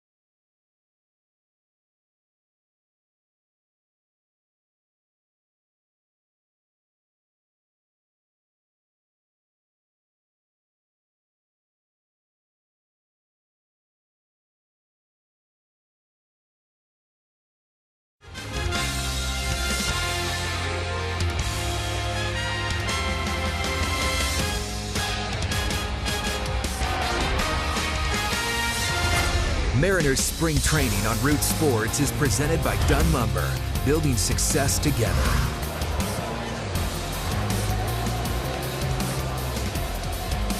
Welcome back, everybody. A lot of Cub fans here in town in Peoria. Full house this Friday night, 9-2 lead. You can see the big 6 spot in the 4th. Right now, the big difference in this ball game. Dave Sims, Mike Flowers, Root Sports crew with you. And joining us, a guy trying to make this team in the bullpen, Matt Festa, who debuted Major Leagues last August in Colorado. How's camp going for you, Matt? Camp's going good, but yeah, I debuted in July in Colorado. Yeah. It was interesting talking to you. You had the biggest smile on your face. That had to have been the coolest moment in your life athletically. Yeah. It was absolutely insane, and it's something you work for, and I didn't expect it to happen this early, so it was even more exciting. Matt, not much of a soft landing, though. You're making your debut. You're coming up from Double-A. You get to Colorado, which is obviously a hitter's ballpark, and Nolan Arenado, I believe, was the first hitter that you faced. Yeah. What were your feelings like? What were you thinking about when you were coming onto the field and when you stepped on that mound? Going in, you try and take every moment, and you try and enjoy it, but it's just another Tuesday to those guys, so I just wanted to go in there and do a job. But yeah, going in there is definitely pretty nerve-wracking, facing Arenado with a runner on third first at bat, but it doesn't really set in until you come off the field and you just look up and there's just 47,000 fans screaming at you. How's spring gone for you so far? Spring's going great. I get to participate in this one. Last year I was sidelined a little bit with a hip injury, right. But this has been such a fun clubhouse. Great group of guys, just a lot of good energy, good jokes going around, and I'm excited to see what this group can do moving forward. Normal spring for you? Are you working on anything in particular? Normal spring for me, yeah. I love the Rapsodo stuff and the TrackMan stuff. I love diving into that stuff. So just trying to sharpen up the slider. I know sometimes it gets a little cutter-ish on me. So just going back and reading the data and learning from each outing is my favorite part. Led the league, the Texas League, 20 saves and 22 opportunities. What was the best thing you had working for you last year? Just attack the zone with everything I got. Get aggressive early. I love pounding the zone with heaters, and I'm just learning how to use it up here. The other thing I noticed too, you work quickly too, especially with nobody on. Oh, absolutely. Throw a pitch, get a sign, get back in the box. I'm just trying to get. It's a boat race to 0-2 for me. There you go. Yeah. Who are you hanging with among the relievers this year? I love hanging with Rumbelow and Armstrong, Bradford. Those guys were up in the show when I got up there, and they love messing with me. I was kind of the young rook up there, so I'm used to getting a little ragged on, but it's all in good fun. Hey, man, you're from Staten Island. You can deal with that. Oh, absolutely. I've been getting heckled my whole life. I could dish it. I could take it. It's all in good fun. Absolutely. It has to be some pretty interesting conversation. You see a base hit into left field. Interesting conversation, especially with Sean Armstrong. I spent some time with him on the Caravan this winter, and he talked about that Rapsodo machine. That's pretty cool, and it's really helping you guys out. Yeah, I know he bought one for his own, and he's been using it the whole off season. So bouncing back and forth ideas, hearing about his cutter, his slider. We always just try and talk about that stuff. It's fun talking to him about it. Oh man, he can give you a couple hours on it. Oh yeah, he'll talk to you blue in the face. That's right. Sometimes you're like, whoa, John, slow down. Yeah, right. Hey Matt, say hello to the folks back in Staten Island. Thanks for joining us, man. Appreciate it. We'll do. All right, thanks a lot, man. A couple of men on against former Mariner Christian Bergman, who's on the mound for the Cubs. He looks and sounds like he's having a lot of fun. Oh, no doubt about it. Totally agree. Remember that when we saw him in Colorado, he's got good stuff, and we said, "Whoa, he's working fast." Well, it was one of those. Yeah, it was one of those things too in his debut where I'm sure that's not the situation that Scott wanted to bring him in. Runners on base. Nolan Arenado in Colorado for his first outing is making his debut, but as usual in Colorado, the bullpen was beat up, and he had to get in there. And I thought coming in, you mentioned he worked fast. He also threw a lot of strikes, which was good to see. He's up and down with the club 3 times. An 0-0 record, a 2.16 ERA in 8 games. He was a starter. He was an opener in a game late in the year. Yeah, commanded the strike zone.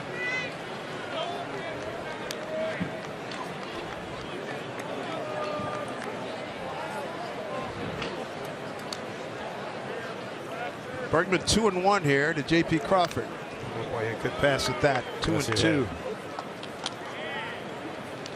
Wynton Bernard in center, Johnny Field in right field, and Zaddy Short is at shortstop. Well, JP has had a good evening in the field. See if he can pick up a base hit. Flew out to left field his first time up. Went down and got it, and hooked it foul. Broke his bat in the process.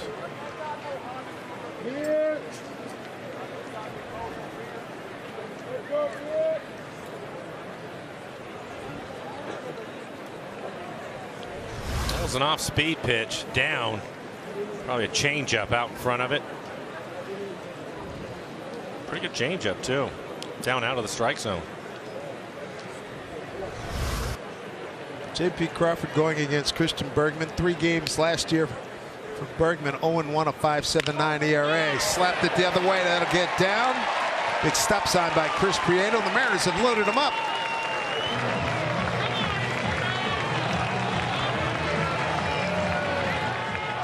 Bottom of the 5th is brought to you by Heritage Distilling BSB Brown Sugar Bourbon. You can't spell baseball without BSB.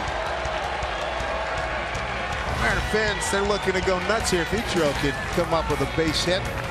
Second time coming to the dish. He grounded out to short first time at the second base, first time up.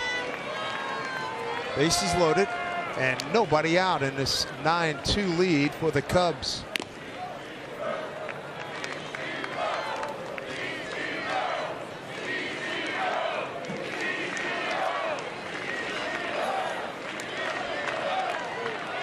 Fielded double play depth pitch. And Ichiro's got a good count at 2-0. 2 for 19 on the spring.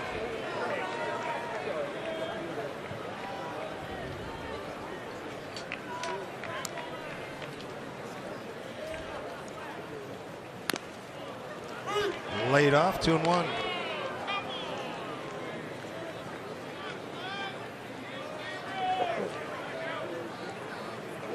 45 years young. Headed back, Mariner uniform to his home country. Slapped it foul, 2-2.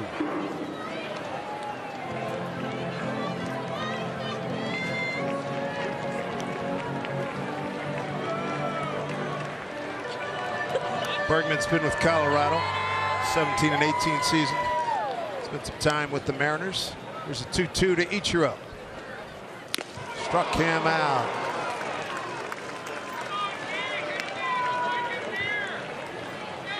This is loaded, 1 out. It's like an elevated fastball trying to crowd him. That's on the inside corner above the belt. Ichiro just trying to fight it off, but late on the swing. 1 away. Here's D. Gordon looking for his first hit of the night. He struck out and grounded out to short.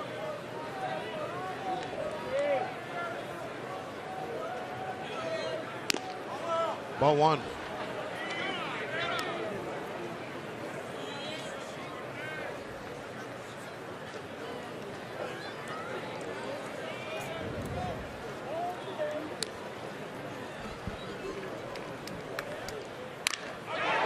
Fly ball deep right center field, and it is caught out there. And this will be a double play. Everybody was running. Wynton Bernard with a terrific catch. They get the double play, inning over. D charged it up, but not enough. Nice play. Cubs have a 9-2 lead as D made a bid to get the Mariners a couple more runs, just did not work out.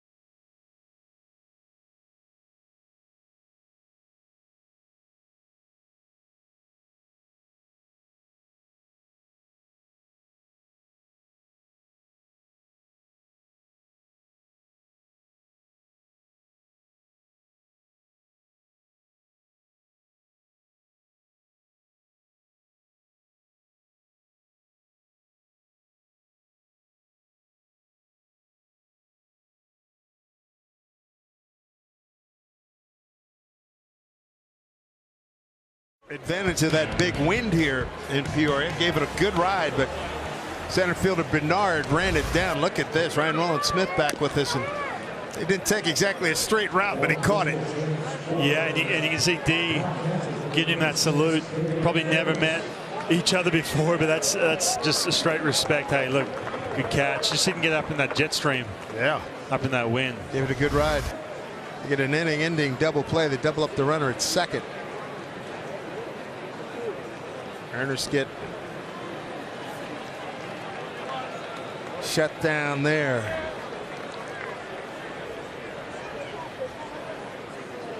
Here's Jared Young. He took over at first base for Rizzo.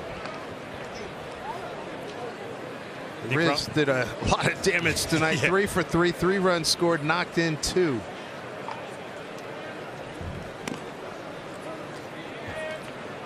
See Nick Rumbelow going multiple innings tonight.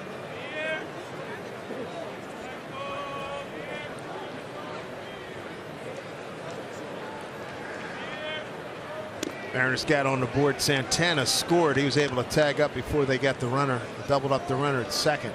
The D does pick up a run batted in.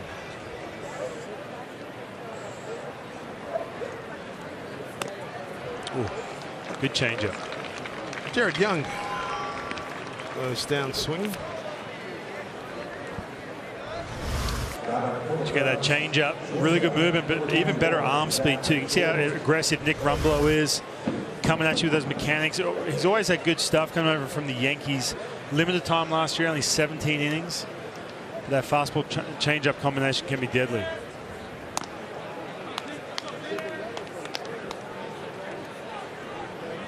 Kyle Lewis in right field for the Mariners, taking Ichiro's place. Look out.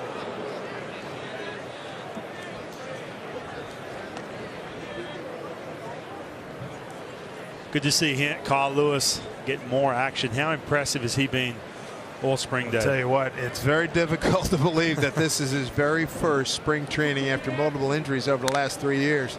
Popped it up. Crawford had it all the way. So 2 down here in the 6th. 2019 single game tickets. They're on sale right now, which means you can purchase seats to some of the biggest games of the year, including opening day against the World Series champion Boston Red Sox, plus catch matchups against the Cubs, Cardinals, and Yankees, and enjoy 6 fireworks night. Stop by Mariners.com for tickets. Randy Rosario heating up Cub pen. 2 outs here, top of the 6th. Here's Bodie. Look out! Holy mackerel. 2-0. So this is last inning too. Nick Rumbelow. This obviously wasn't on purpose. Just you can see him coming out of those mechanics just a little bit, getting a ton of arm speed, a ton of intent, but a little bit erratic. Call that effectively wild. Situation right here. If he can dot up that fastball down and away, can work in his favor. Bodie tonight has scored a run, walked, and got a base hit. And Nick behind 3-0. It's a classic example of a guy just trying to do a little bit too much. Knowing spring training is winding down, trying to get that last chance to impress his manager, Scott Service. Got the inside corner.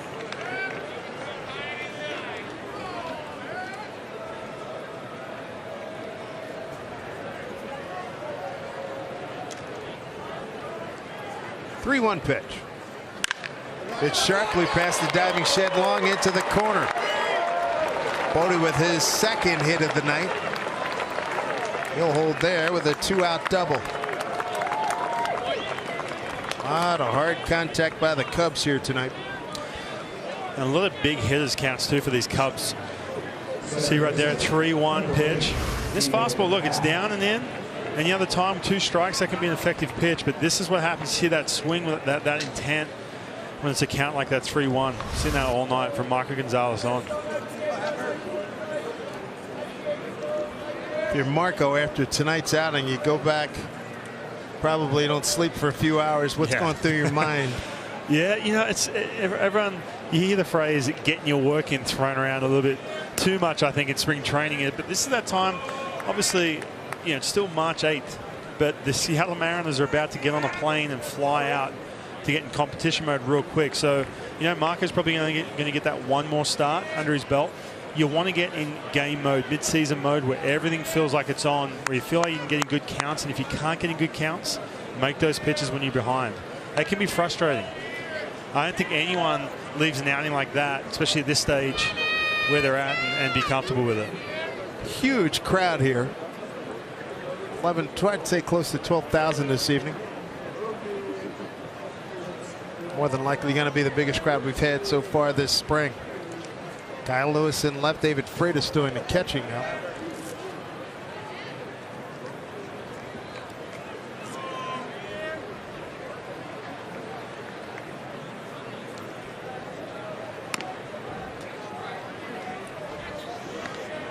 Nick does not have the control he'd like at the moment.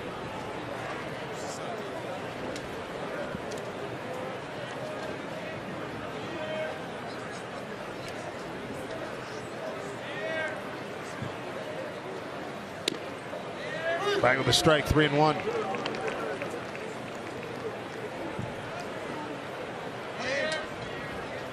It's written all over his face too. Just you see that frustration. Yes. He knows what the situation is, trying to stick around as long as he can, make an impact here, be a part of that bullpen. Ian Happ had a good count, fouled it off. It's that time right here. It went from 3-0 to 3-2. This is a situation where that one pitch can really change how you walk away from this outing. He throws a good changeup in this situation. That's been an effective pitch. Hasn't got a feel for that breaking ball or that fastball. He can trust that pitch. Not really a time where he throws the changeup. So more breaking balls in bigger counts for him. But throw that changeup right here and press someone. Got him to chase it. That'll do it for the Cubs. Leave a runner stranded at second base when we come back to 2, 3, and 4 hitters coming up for the Mariners. Cubs lead it 9-3.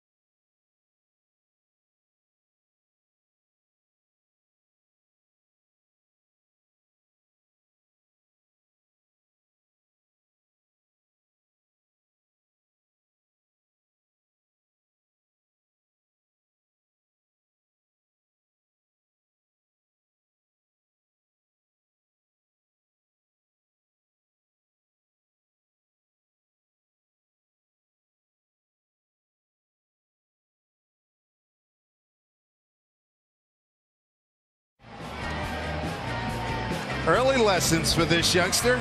What team to root for? That's easy. The Seattle Mariners. We welcome you back to Peoria. Dave Sims along with Ryan Rowland-Smith. We got a full house here on this Friday night here. Tough outing for Marco Gonzalez. Curious to see now what happens with some of the bats here as we move forward. Yeah, you mentioned Marco Gonzalez. Tough outing. You want to start to firm it up as you get closer to when they get on that plane to go to Japan. But look, you know, he's been around long enough. He knows that it's just that one, you know, it could be that cut fastball, that breaking ball in deep counts. He's getting a lot of deep counts tonight. But you know what? He's going to have that one more turn before they get on that plane. But Got to get these bats going just like all spring. All right, look forward to seeing some of the big boys swinging the bats. Kyle Lewis in the game right now. And man, has he had a fantastic spring. It's been a lot of fun to watch. I've waited a long time. I've only seen snippets of what he's been able to do, in AAA games, and the footage hasn't been too great. But I love the way he swings the bat with intent. He has a good idea and a good approach of what he's doing. But just taking that huge swing in big counts, I love that about him. Big leg kick. Here is Mitch Haniger. Missed the last few games with balky lower back, but he is back this evening. He's returned this evening. He's playing in center field.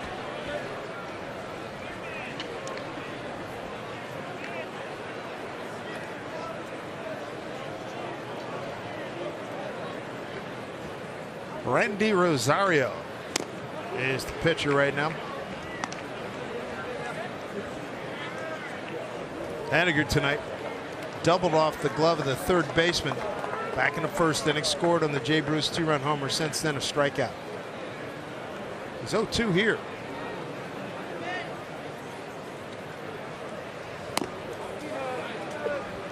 Seen a lot of pitchers tonight here, Ryan. Yeah. Trying to go upstairs to get that third strike. Yeah.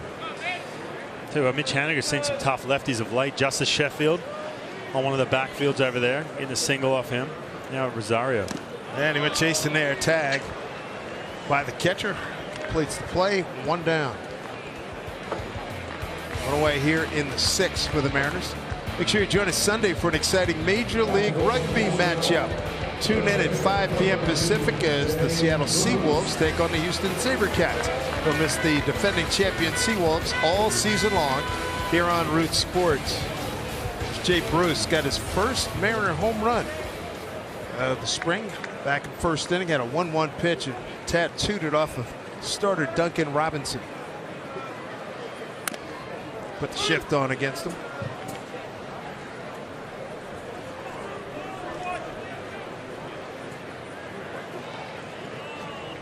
Outfield straight away and deep. Wind still blowing out towards left. The American flag beyond right field just starched. Been like that all day. There you go. Just adding to those Cactus League elements. You're right.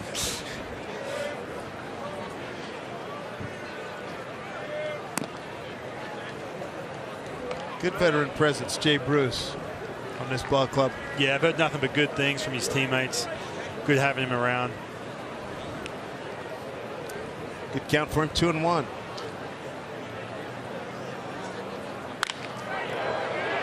Ate him up.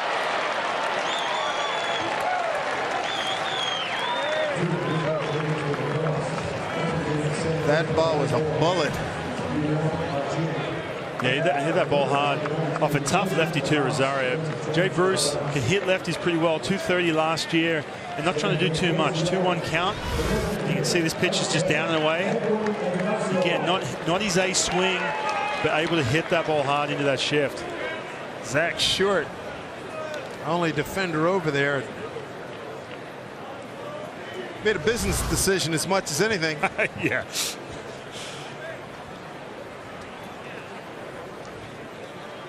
There's Encarnacion. Edwin's grounded out and lined out. Rosario from Rio San Juan in the Dominican Republic, 24-year-old.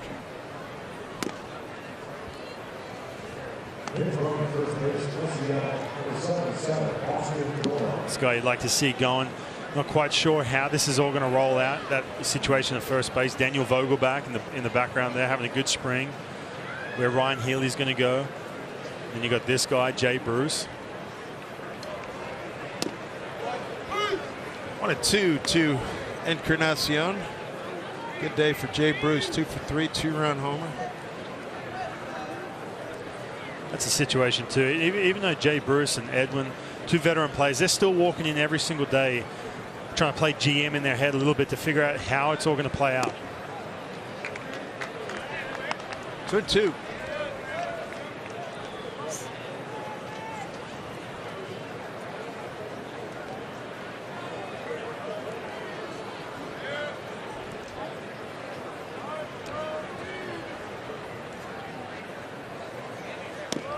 Strike 3 call. Did not like the call from Trip Gibson. Encarnacion gone. 0 for 3. Hey, Mariner fans, spring training is here and on MLB.tv. Watch select spring training games live on your favorite supported devices. Blackout and other restrictions apply for regular season games, so visit MLB.tv for details. Shed Long, he took over for Kyle Seager. Suffered a hand injury. Check swing, strike 1.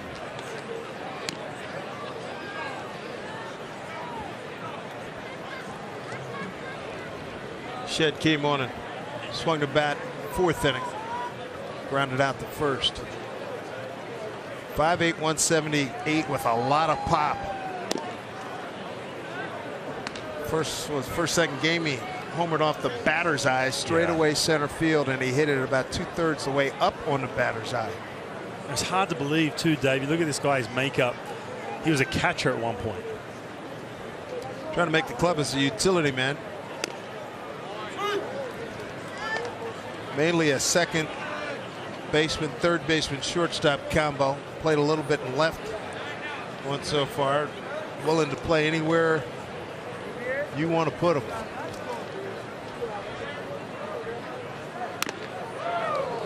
Up high, 2-2. Rosario trying to do too much with that slider. He's probably going to get another one right here to Shed Long, left on left. That's his bread and butter. Do 2 strikes and then throw that video game slider of his. Meaning that baby's got a lot of break to it, right?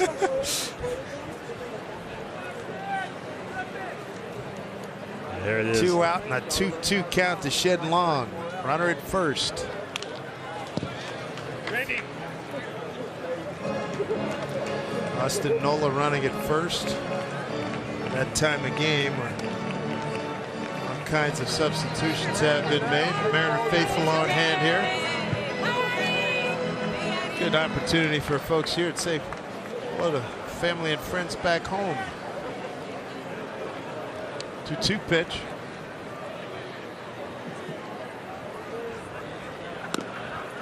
Full count. And this is what's impressed me the most about Shed Long. He went from 0-2, facing one of the nastiest slider you're going to see left on left from Rosario. That big sweeping slider. He threw a good one the pitch before that, forcing him now to challenge. 3-2 count. Hopefully get something to hit, whether it's a slider or a fastball, something inside the zone that he can drive. 3-2, runner goes, pitch, swung on it, missed, struck him out. So Rosario strikes out the side, strands a runner. We go 7 innings. When we come back, 9-3 Cubs.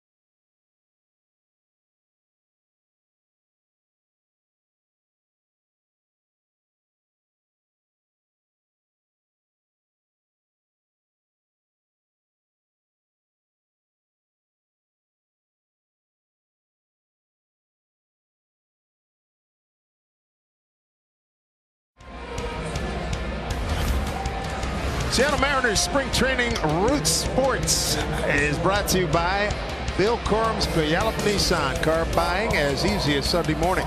And by Dunn Lumber, building success together. Good to have you here in Seattle Mariners spring training here in Root Sports. 7th inning. Windy night, pleasant night with a big crowd. Cub fans coming over. It is a 9-3 lead for the Cubs and Sean Armstrong. We've spoken about him a few times this evening, and here he is making an appearance. Good fastball, 92 to 94 miles an hour. Has a curveball that he's been using throughout the spring. Really been working hard on his curveball, more than anything, just trying to get command of it. 5th game here in the spring for Sean.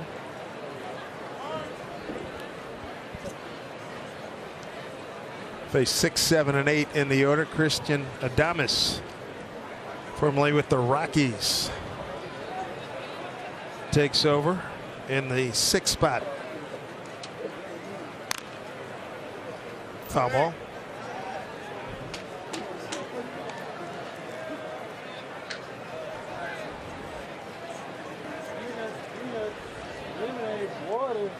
Armstrong, 5th game, 4 innings, 2 hits, 3 walks, 5 strikeouts. Hey, there we go, a little side armor. Not too bad. Topped out at 59 so far. Has yet to throw a strike. He's just getting warmed up. 0-2.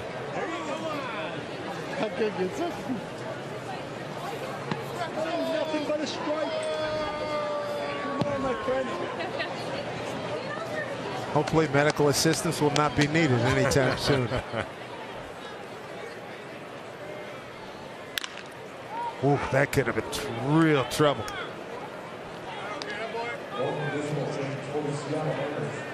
Ryan Butterfield, really good third base coach. Been around. He's been with the Boston Red Sox, among other teams. Baseball lifer. Will Venable is coaching at first. Butterfield was with the Yankees for a long time as well. I was there when I was there. Yep. Bender didn't quite get it. That's a good curveball, though. He had some bite to it. Stays on top of it. He can really spin it.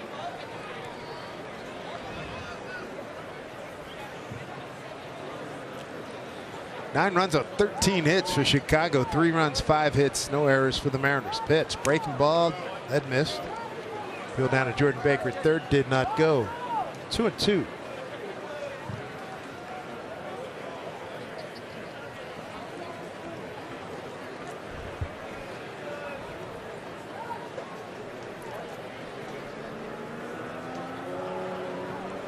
Armstrong for the put away, and it gets a ground ball.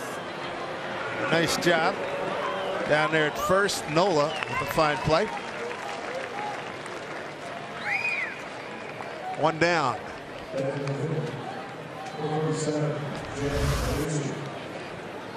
Nola can catch, and he can play some first. Yep. Showing some versatility with the backhanded play. Decides to take it himself.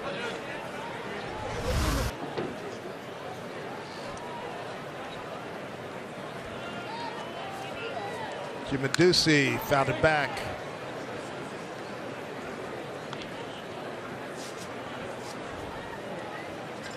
Tito Polo's in left field.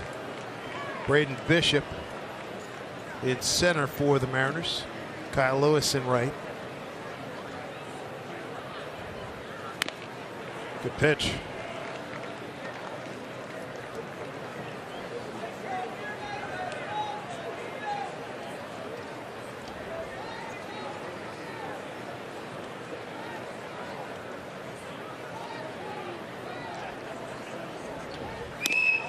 Went for the high strike, couldn't get it.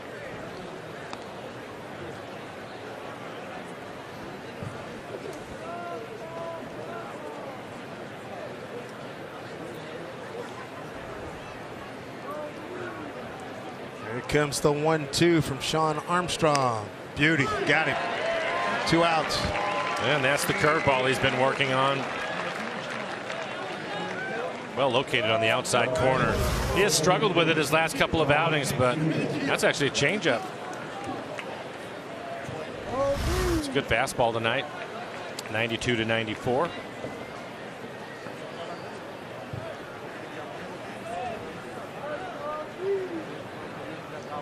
Johnny Field, his first plate appearance.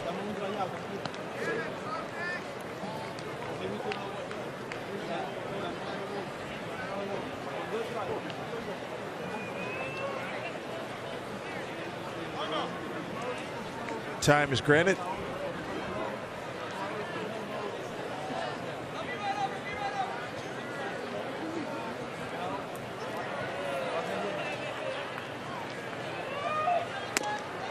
Well, that's got some nice bite to it, doesn't it? And it looks heavy. Looks and sounds heavy. It looks like he's throwing it a little bit harder tonight.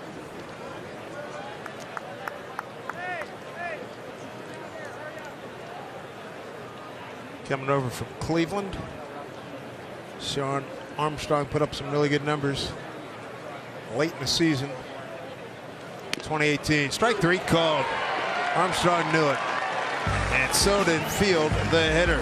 Couple of strikeouts on a 1-2-3 7th. Time to stretch here in Peoria. Mariners trail 9-3.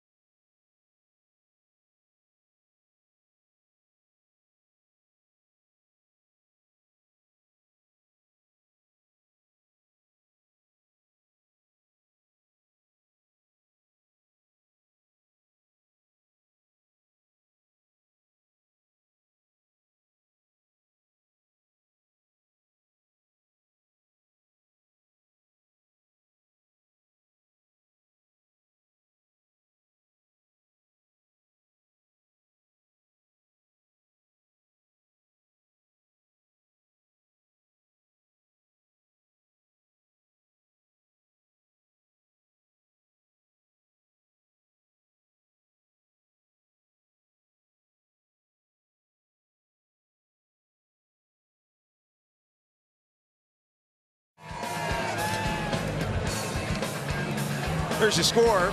First meeting of the spring, the Cubs and the Mariners. It's all Cubs. And one of the things that happened here tonight, just don't want to see it, as it's almost time to go to Japan. Kyle Seager.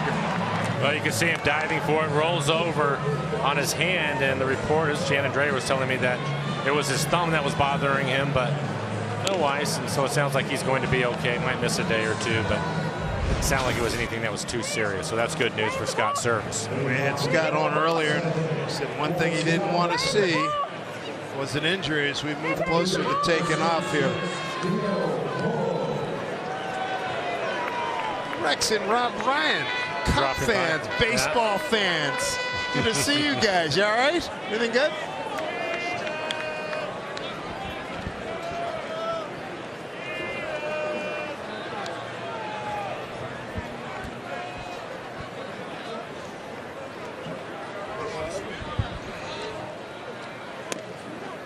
Here is Tito Polo.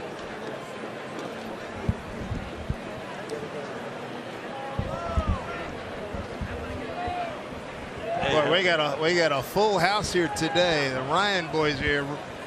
Rex Ryan, longtime defensive coordinator and head coach. His brother Rob, longtime defensive coordinator. Cub fans, good to see you boys. How are you? Good seeing you. We're doing great. Hey, the last time I saw you, you were at, I think it was the AFC Championship game, guys, against Pittsburgh, and I saw you on the field before the game. Yeah, I was crying after that one. I think that was a tough one. Yeah, you were. Rob, how you doing, man? I'm doing outstanding. Just took a new job with the Washington Redskins, but got a couple of days, had to get away to come out here and see a little spring baseball, so all excited about it. Well, your brother told me, I remember when we met, you said you were a big baseball fan. You still got to come out to Seattle and see a game. Yeah, no, you know, my son coaches with the Chargers, and every chance he gets, he actually flies to Seattle and watches the Mariners. He's a huge fan. Well, that's very cool. Very cool. How do you like your TV gig, Rex? Well, you know, the best thing is I haven't lost a game in 2 years. I don't know if you guys are aware of that. I'm very well aware of it. You talk about, and I'm hoping that if I stay out long enough, people will forget that I really wasn't that good.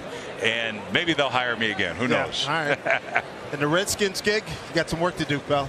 I'm excited about it. I mean, it's going to be a great challenge. We got some great coaches over there, a ton of guys that have coordinated and everything, so it's going to be fun. And I like my stint on the TV as well. I was out in London for Sky Sports, and nobody ever listened, so it was great. I mean, it was awesome. But NFL coaches Rob and Rex Ryan joining us here in the booth. What do you know? What can you tell me about what you saw from the Seahawks this year and what you might be expecting for next year, Rex? Well, you know, they hired Brian Schottenheimer, who was my offensive coordinator. I was blessed to have him coaching me for several years when I was with the Jets. That one's going foul. But anyway, he's an outstanding coach, and he gets it. And that's Pete was wanting to be more physical, be more aggressive, run the football more. And I thought they did a really good job that way. And I think their defense surprised some people. You know, that defense played a lot better, I think, than people thought. Certainly better than I thought they would do. So, you know, their team looks pretty good. And anytime you have Russell Wilson at quarterback, you got a great chance. Absolutely. Pitch to Polo down low. And what's going to be the biggest challenge for you, Rob, with the Skins defensively? Well, I tell you what, I mean, you know, getting the whole group together, how this draft's going to be a big draft for us, and, you know, probably add a couple players that are actually going to play, you know, start on both sides of the ball. So we're excited about it. But I think, you know, in that conference, you always got a great chance. And, you know, there's some big-time offensive players in that league, you know, but we got to do a great job. You mentioned the Seattle Seahawks. That Andre Curtis is their passing game coordinator, one of the best in football. I think he's done a wonderful job with those young guys on defense. I mean, really, every new starter, and they haven't missed the beat in the secondary. So he's done a great job. That's really good. Well, appreciate you guys stopping by, man. Good to see both of you. Look forward to seeing you boys during the football season. You're going to be, like you said, you're undefeated. Undefeated. I think I'm going to be undefeated again this year, too. So, you still looking to get back in? You want to get back in? Yeah, we'll see. I tell you, you know, when you're coach for 30 years, you know, it's in your blood. We've been around football all our lives, all of us, you know, with our dad and everything. So it's kind of what you know. Big fan of your dad. I grew up in Philly. Those are good years. Boys, thanks a lot. Good to see you guys. Take care, guys. Good luck. Rex and Rob Ryan, as this one popped up by David Freitas, second baseman, makes the play. Good to see you guys. Thanks a lot.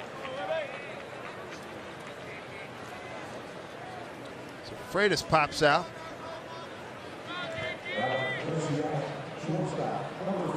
Brings up J.P. Crawford. Single to left field, flied out to left.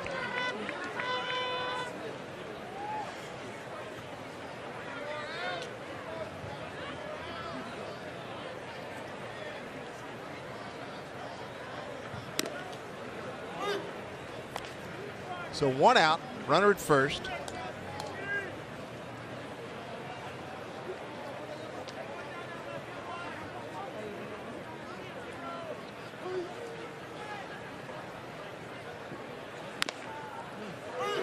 Strike to Crawford. 0-2.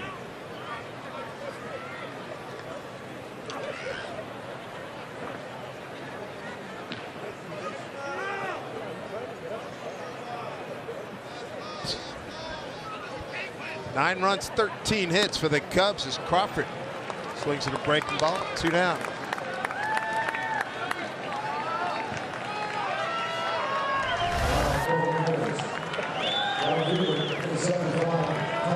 Good movement on that pitch by Webster to get a strikeout. 2 down. Here's Kyle Lewis for the first time at the plate tonight.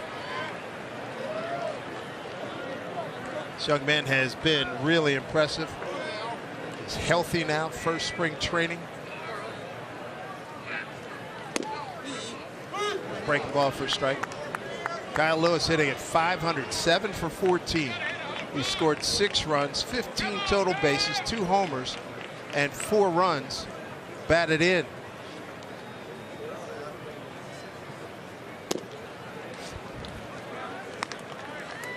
1-1 here to Kyle.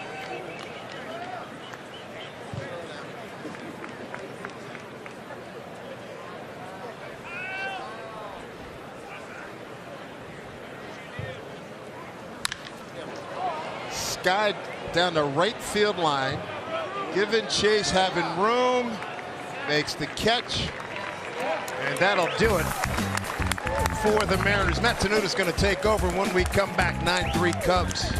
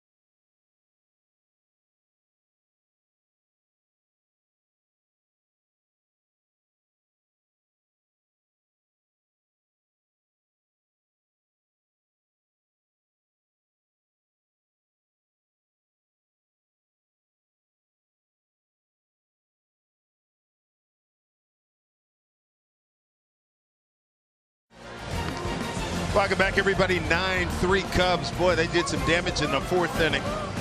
Joining us right now, we want to take a look at the shortstop for the Mariners tonight, J.P. Crawford. He's had a real nice night making plays like that and being involved in double plays. And he joins us right now. Dave Sims here up in the booth. Hey, nice night tonight at the Glove. You look good out there, man. Very smooth. Thank you. I appreciate that. Been working on some stuff. Yeah. What kind of things have you been working on? Just simplifying the game. Just funnel the ball, thumbs down. Just make the routine plays and stay confident. All right. So you come over from the Phillies organization. What's been the biggest change for you coming over here to the Mariners? Just a whole new team, learning all my new teammates, and we have a great clubhouse, a great team, and a lot of energy here, and it's a fun time. Good for you. Good for you. What about swinging a bat? Where are you right now? I'm feeling good. The confidence is still there, and just putting barrels on balls and just trying not to do too much up there, and just trying to stay back up the middle. And you're learning a new double play combo. You're working with D and working with a few other guys. What's that transition been like? Oh, it's been awesome. They're out there every day trying to get me better, and I think I'm out there getting better as well. I can't thank D enough, or Kyle Seager, or Tim Beckham, or any of them. They've been out there helping me every day. So when you come to camp, you had a couple things on your list that you wanted to work on. They were what? Working on the routine plays and not getting too big in the box and just staying within myself. You got a whole nother league to learn now, and that whether you're going to be up here or whether you're in Tacoma. What have people told you about what that transition is going to be like? No one's really said anything, but whatever happens. I'm still going to go out there and play hard no matter where I'm at, and just try to make a difference. All right, and Tim Beckham's a guy that's been around for a long time. What kind of stuff have you learned from him? Just go out there and be confident. Don't ever give up on a play, and just don't give up on yourself if you make an error or anything like that. Just always keep your head up. Good for you, man. Hey, glad to see you here. Glad I heard a lot of good things about you in Philly. Glad you're with this organization. Wish you all the best. Thank you, guys. Appreciate it. You bet. Joining us right now up here in the booth, a friend of long standing, and if you like to read baseball bios, you probably read her Koufax book. What is it, Lefty? A Lefty's Legacy. A Lefty's Legacy, and the Mickey Mantle book. And her new book is The Big Fella, Babe Ruth and the World He Created. Jane Levy joins us right now. And she's a young lady that many women on TV and radio should thank for your groundbreaking back a few years ago. Good to have you with us. How are you? Thank you, Big Boy. What was the thing that's different about this book? Because Robert Creamer and Lee Montville have written Ruth books. What makes this one stand out? Well, presently everyone that I wanted to talk to is dead, so that was a little bit of a problem. The thing that's really different, Dave, is that the archival information that's available to me that wasn't to them filled in all the cracks in his childhood and in his upbringing that was left out of virtually every other biography that's been written about him. So I was able to put him in context and why it was that he was the perfect guy to be the first major popular culture celebrity. What was the one thing, I know you had some new stuff that you picked up that you focused a lot on the barnstorming tour he and Gehrig took. What were a couple of nuggets that people can grab onto that would interest them in buying a book? Well, the first thing is he hired the first agent, this guy named Christy Walsh, who was as cheap as Babe was, profligate with his money, but he basically saved Babe Ruth from himself financially and set him up for having money through his retirement when there really wasn't much else for him to do, and when baseball found no place for him. The other thing was, Ruth is often described as an orphan. He wasn't. He's often described as what was called an incorrigible, meaning he was a bad boy who got sent away because the court said he needed to be reformed. He wasn't. His parents were divorced, and that wasn't something you talked about in 1906. Look at this broken background ball. Play can't be made. That'll be a base hit. They would have beat it out, too. Yeah. That, I tell you what, it was a great read. You spent 8 years of your life on this book. That's amazing. I hold a major league record now for most consecutive nights spent alone with Babe Ruth. Of all the books that you've written, obviously this is the longest time you spent them, but did you have the most fun? No. No, the most fun was Sandy Koufax by a lot. Okay. What he's as good a human being as he was a pitcher. And that's saying something. Mantle I knew, and he passed out dead drunk in my lap when I was a reporter for the Washington Post. That was sort of not fun. Ruth was really a challenge because, I had to do everything in archives and old newspapers. It was like putting together a gigantic mosaic and not knowing whether the big picture would ever come across. Wow. Well, it's a great effort, and folks, for your baseball reading, I can't recommend it enough. The big fella, Babe Ruth, the world he created, by my friend Jay Levy. And you said it right. Yeah, sure. Well, come on, after all this time.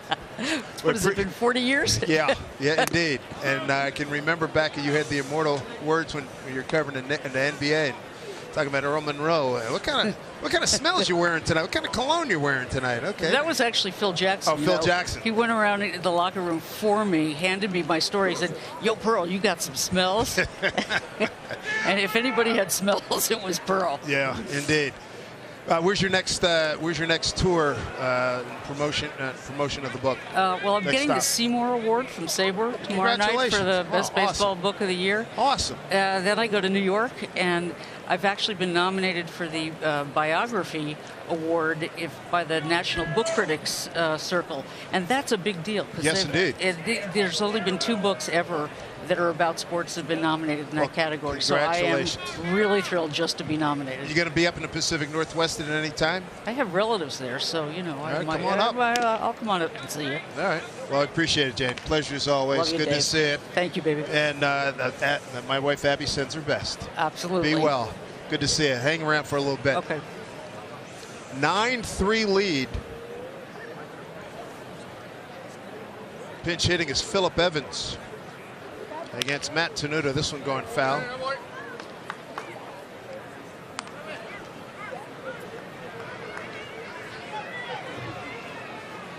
Sellout here tonight. 11,634. These folks came here early too.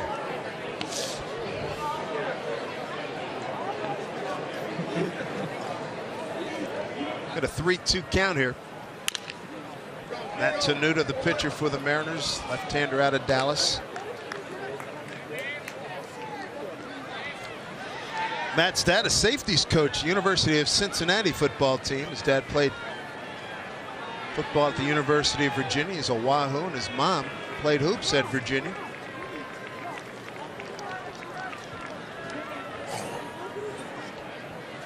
Comes a 3-2 pitch.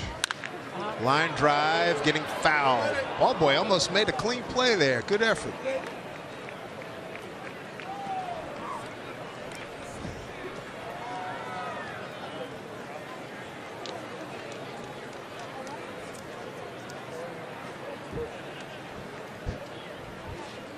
Count remains full.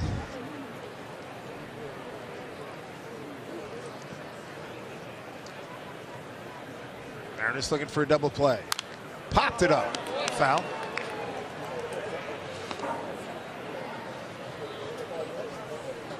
Tenuta last year at Tacoma. 10 games, 2-0, 3.21 ERA. Pitched 14 innings, 10 Ks, 10 strikeouts, and 9 walks. 25 years old, born in Dallas. 3-2. Crank down the line, hooking, foul.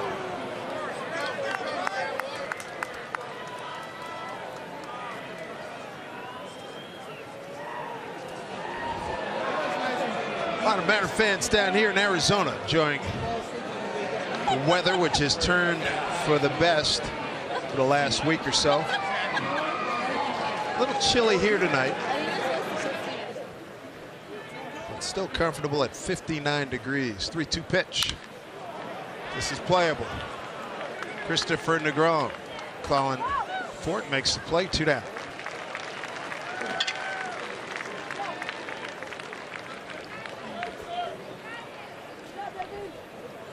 And that will bring up Mario Meza.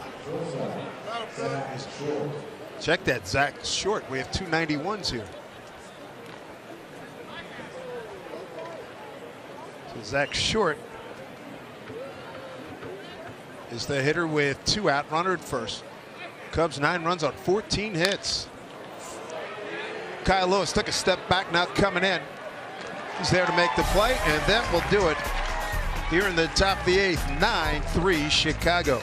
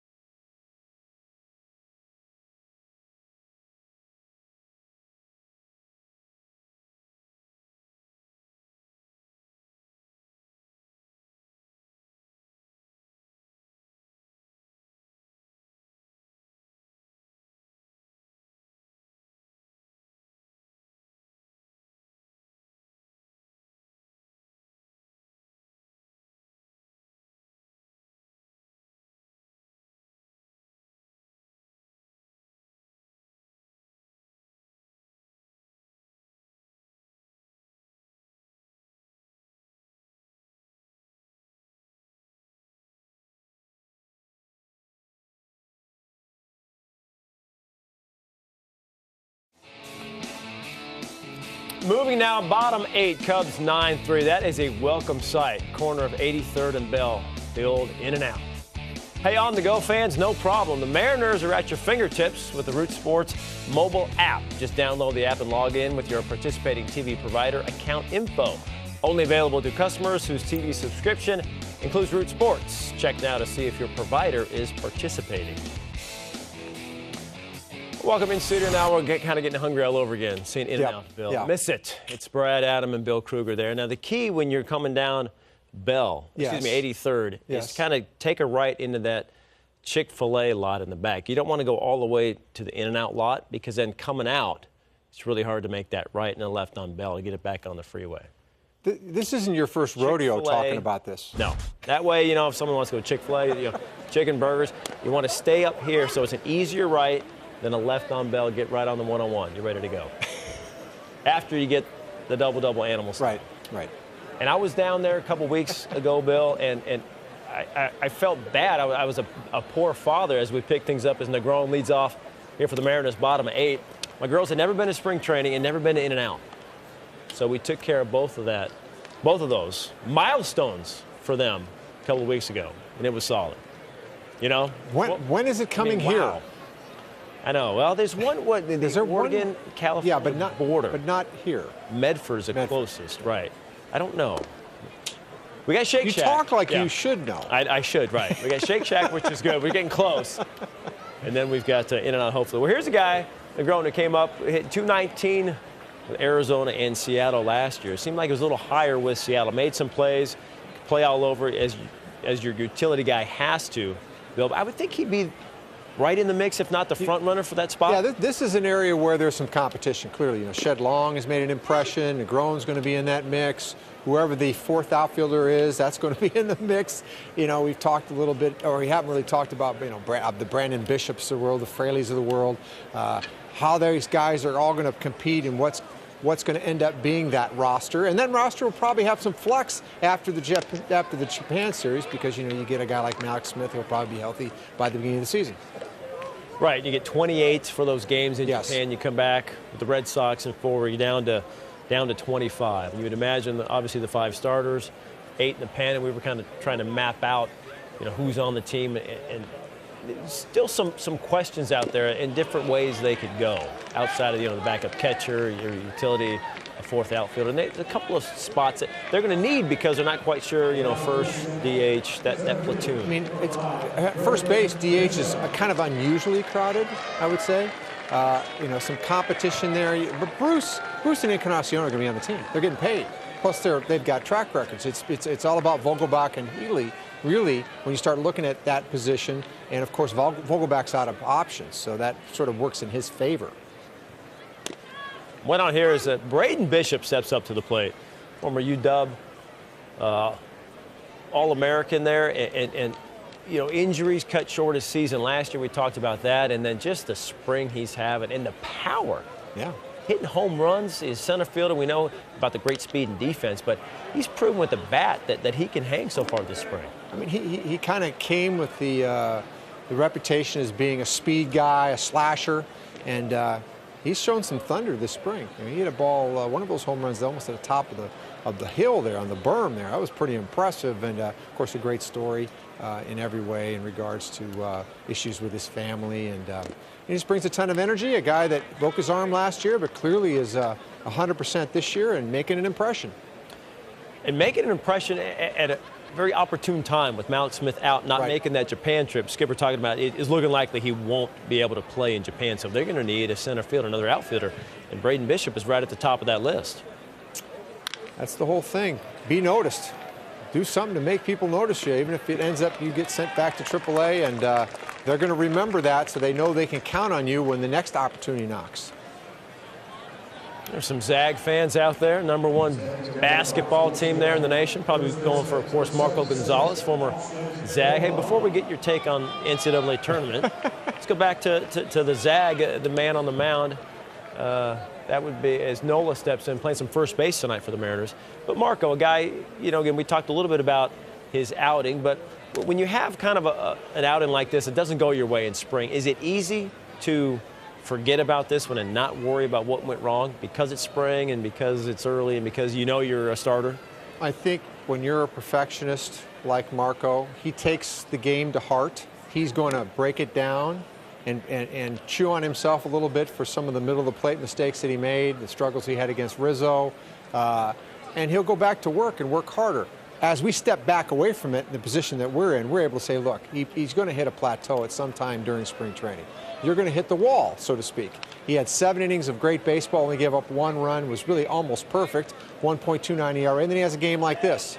So I think it just forces him to realize, well, he should realize that it's a little bit of a plateau. And you hit that kind of dead arm, maybe, kind of thing, and he'll have another start to rebound from, and then he should be ready to go. Nola fouls one back, 2-2. So who do you like in the NCAA tournament coming up? Are you bullish on the Zags? You like them at #1 seed? I think you know, Tilly The potential of him coming back and playing, even if it's only 10 or 12 minutes, would be powerful because he gives that front line a break. But they have all the ingredients. They've got front line scoring. They've got veteran guards. They've got depth. They are athletic enough to do it. So and right now, you kind of look at like this top seed line, and Duke's no sure thing if Zion Williamson can't play.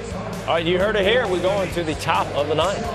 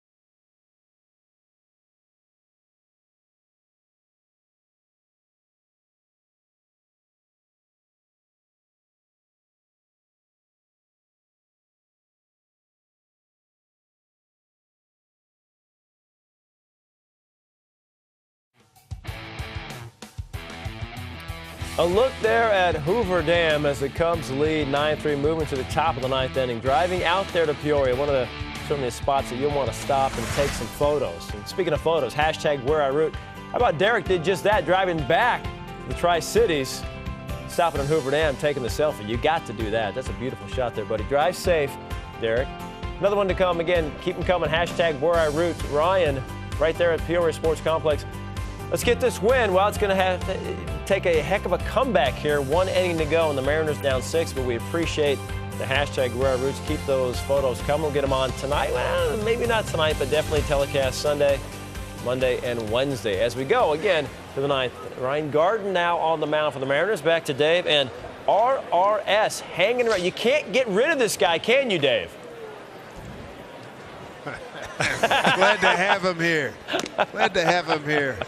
Absolutely. Ryan Garten takes over. We got Ryan Rowland-Smith with us here in the booth for inning number 9. Well, this game got away in the 4th, didn't it, Ryan? Yeah, it did. And you didn't see that production, the offense that we've been seeing all spring long for the Mariners tonight. So fouled off by P.J. Higgins. You saw some mammo home runs, Anthony Rizzo, early in this game. And you can talk about the wind all you want, but some of those, they're getting out any time of year, any ballpark, any wind. That's for sure. Ryan Garten appearing in his 5th game, 0-0 record, 4.50 ERA, 4 innings, 5 hits, 2 runs, both earned, 2 walks, 4 strikeouts. For Ryan trying to make this team. Last saw him in the big leagues in Seattle, 2017. It's 2-1 here.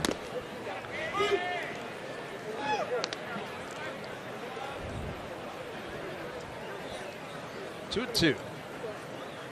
Middle of the order here for the Cubs. A lot of their youngsters and rookies and non-roster invitees. This is with the breaking ball. Garten, Tacoma last year, 1-0, 3.16 ERA. 13 games with the Mariners in 17, a 1.54 ERA, no record. 11 2/3 innings. Payoff pitch. Wind has calmed down a little bit, blowing out a little bit towards center, but it was blowing out hard to right. And then the flag, the American flag in right field, hanging straight down now. So the wind has shifted as it always does down here in Peoria. 9 runs on 14 hits for the Cubs. 3 runs, 6 hits for the Mariners. Putting up a battle here.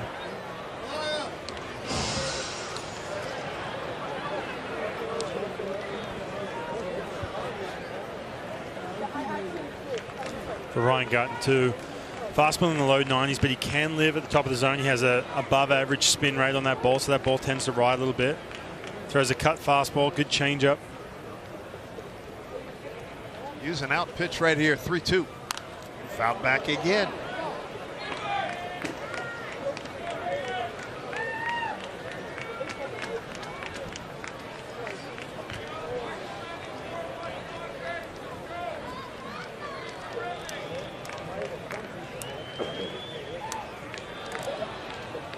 One more time, P.J. Higgins. Right over our head with some heat on it. Watch that computer.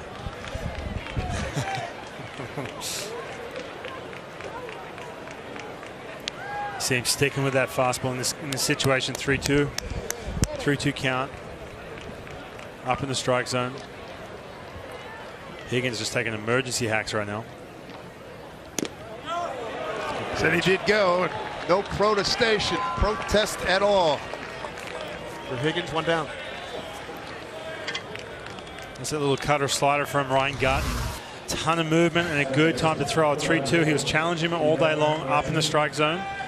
That's when it comes down to trusting that secondary stuff. Even in a count like that, we try not to walk anyone. But this time of year, sometimes you just lose a little bit of that faith and that trust in those pitches, and then when you can come back after a long battle.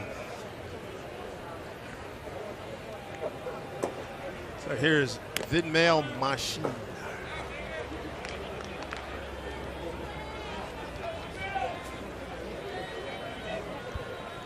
Youngster in the Cub organization. 2-0. Good Friday night, family fun time on the berm. And the berm was filled up early on. A lot of people made their way back to their hotels or homes here. Night's starting to get a little long. Got to get those kids to bed. You know about that. Yeah. They're all sugared up right now. Some candy cane. Last hanging in there. Then you hope they sleep till about 10 tomorrow, but you know that's not going to happen. Nah, no shot.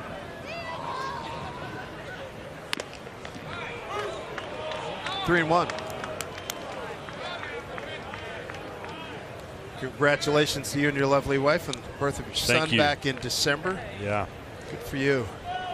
And how old is your oldest? 4. She just turned 4, so. Nice. Yeah.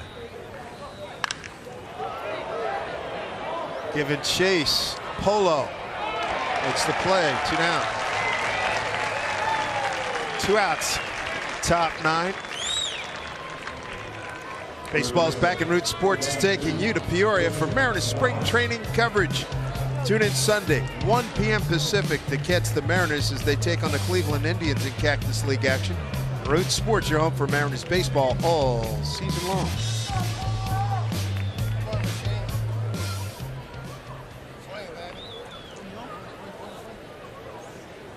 Here's Adames, the former Colorado Rocky. Looks the first pitch strike.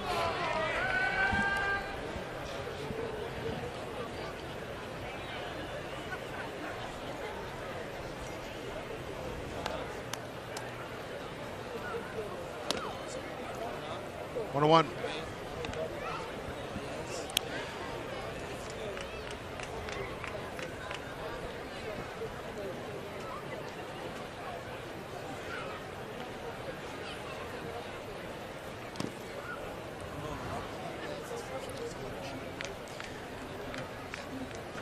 That's been the theme all night from the Seattle Mariners pitchers. Slipping behind the count, trying to find that command. A ton of 3-1, 2-1 counts.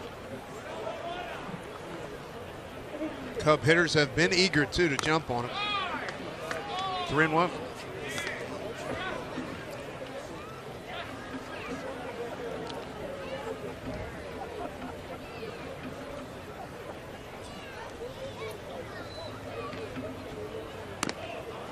Takes the ball forward. Check down to third, didn't go. Mike Malinsky down there. 2 out, 1 on.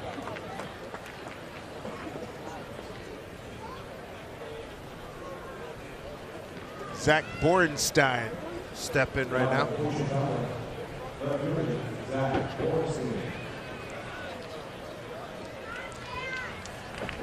Number 97, you know he's coming over from minor league camp to fill in. Absolutely.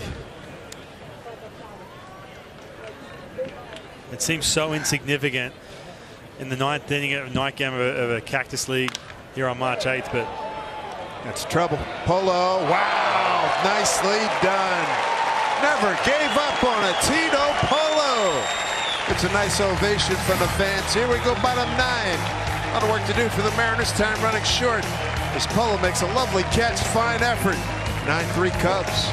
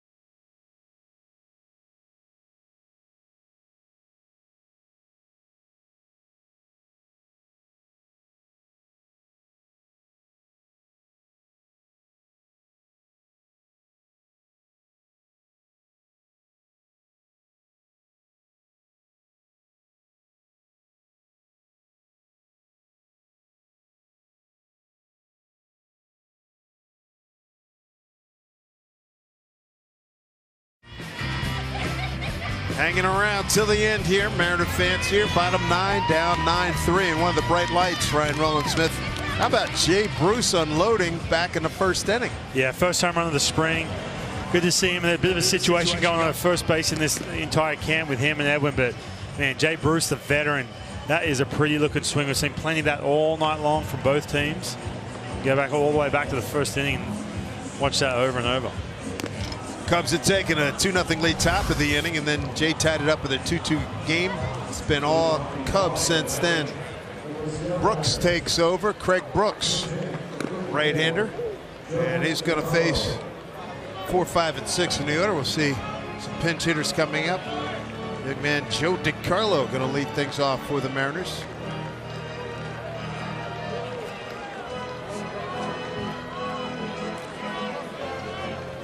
It's getting about that time for the Mariners. About to get on a plane less than a week away. So guys like DiCarlo making everything out of these at-bats. Joe 2 for 10 on the spring. He's driven in 2 runs.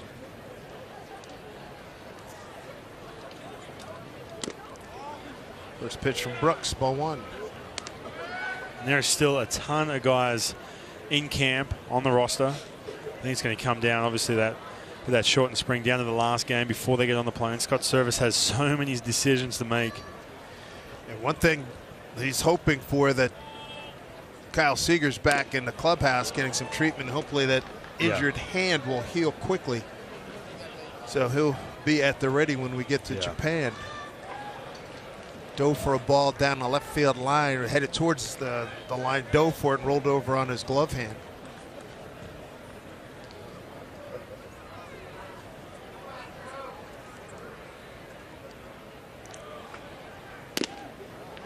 Fastball first strike to DiCarlo from Craig Brooks, born and raised, still lives in Monroe, North Carolina. It's interesting too, the Mariners are only taking 2 extra players besides the 28 active roster guys to Japan. When we went to Australia when I was with the D-backs, we had about 10 extra guys in the exhibitions. So you knew at those final stages of spring training, as you're counting down, you're still going to make that trip over there, but they're taking limited players. They only got the 2 exhibition games. Okay. Then they're going to deal with that jet lag on the way back. The good news, told that in a session with the media, Kyle Seager said his hand is fine. That is great news. Here's a ground ball to the second baseman, Joe DiCarlo, with 246 at Arkansas last year. He's retired. There's one down. Enjoy Mariner baseball in style in 2019 with the all-new 10-game Terrace Club Flex plan.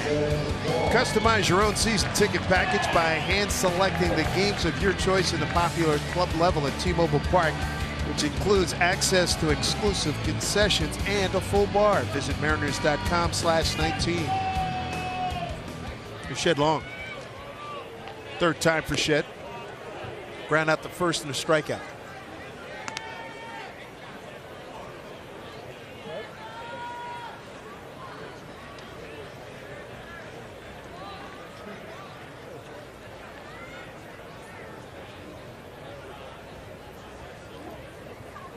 Ooh. Turns away, 2-0. Shed coming over Cincinnati in a three-way deal that also involved the Yankees.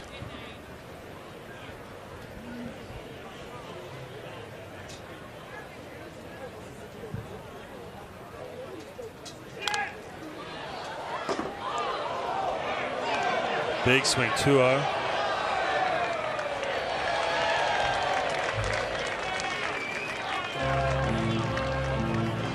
Now so high on Shed Long, you can see why, having a good spring. Yep.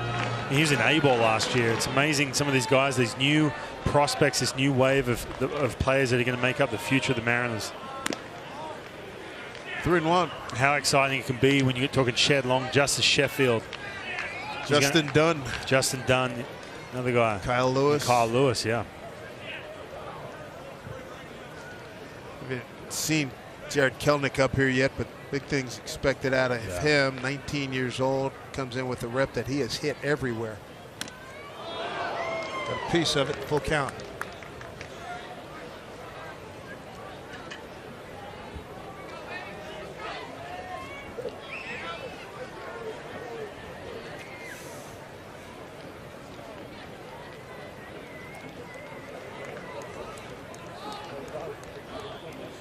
One out, nobody on. Mariners down 9-3. 3-2 to Shed Long. Breaking ball, and he's aboard. Good at bat. Second time tonight, he's second at bat on 3-2. So with 2-0, had some big swings, able to lay off a good breaking ball. Here's Tito Polo, made a lovely catch to end the top of the ninth.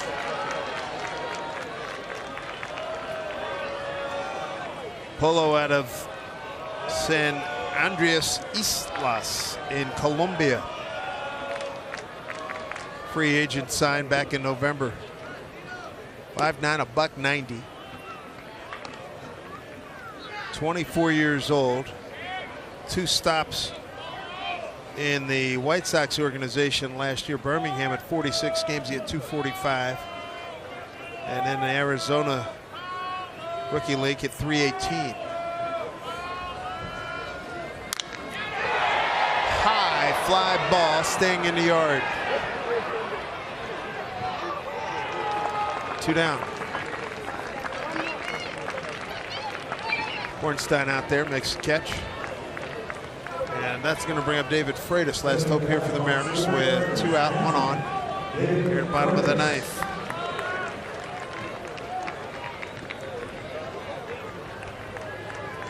Now the wind is totally shut down, and it feels like the temperature has dropped. And I checked the number, it's down to 59.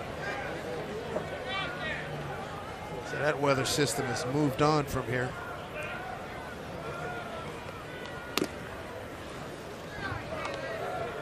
Ball 1 to Freitas. Came into tonight's action 6 for 13, 462, no homers, no RBIs.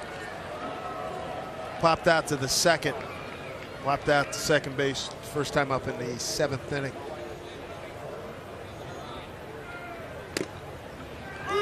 What a one.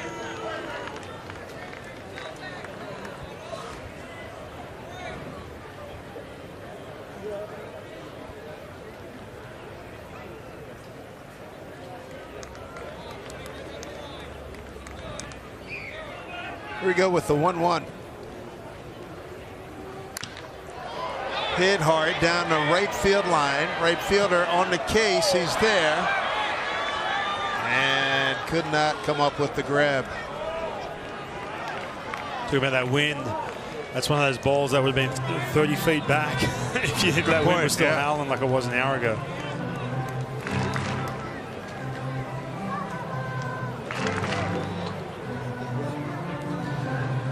Quick turnaround, day game tomorrow. That's one thing about these night games. Last spring training, they wanted to help out the sleep of some of the players, but on the flip side of that, though, having to turn around early in the morning, get up 6 a.m., that's a regular routine for spring training the next day. Play the Dodgers at Glendale tomorrow, then back here against Cleveland. We'll be on TV at 1:10. We go to daylight saving time this weekend. Split squad action. We'll have the Indians game on radio and TV from here in Peoria. And half the squad will be playing the Angels over in Tempe. No radio, no TV on that one.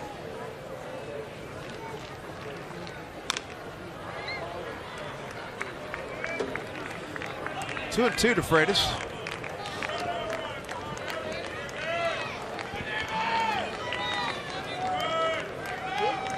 Hardy Soul still talking it up here in the ballpark. Sellout crowd of 11,634 at the Peoria Sports Complex. 2-2 pitch. Full count.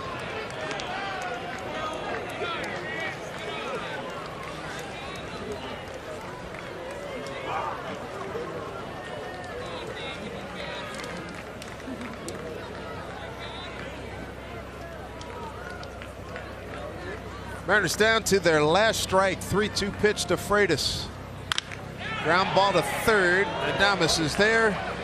Throws across. That'll do it. Final thoughts, Ryan? Yeah, you said Marco Gonzalez not quite getting to that 5 innings. That was the goal. 80 pitches, 5 innings. And I think a lot of that came down to him laboring, getting in deeper counts, and just not able to execute some of his pitches and getting into the good counts we used to see. But you know what? He's got one more start before the lights are on. So be interested to see how he looks before they get on that plane. Indeed. Good to have you with us. Thanks for hanging out with us. We thank Jane Levy. We thank Robin, Rex Ryan. For Mike Blowers, I'm Dave Sims and our entire Root Sports crew. So long, everybody. From Peoria, final score, Cubs win it 9-3. Have a good night, everyone.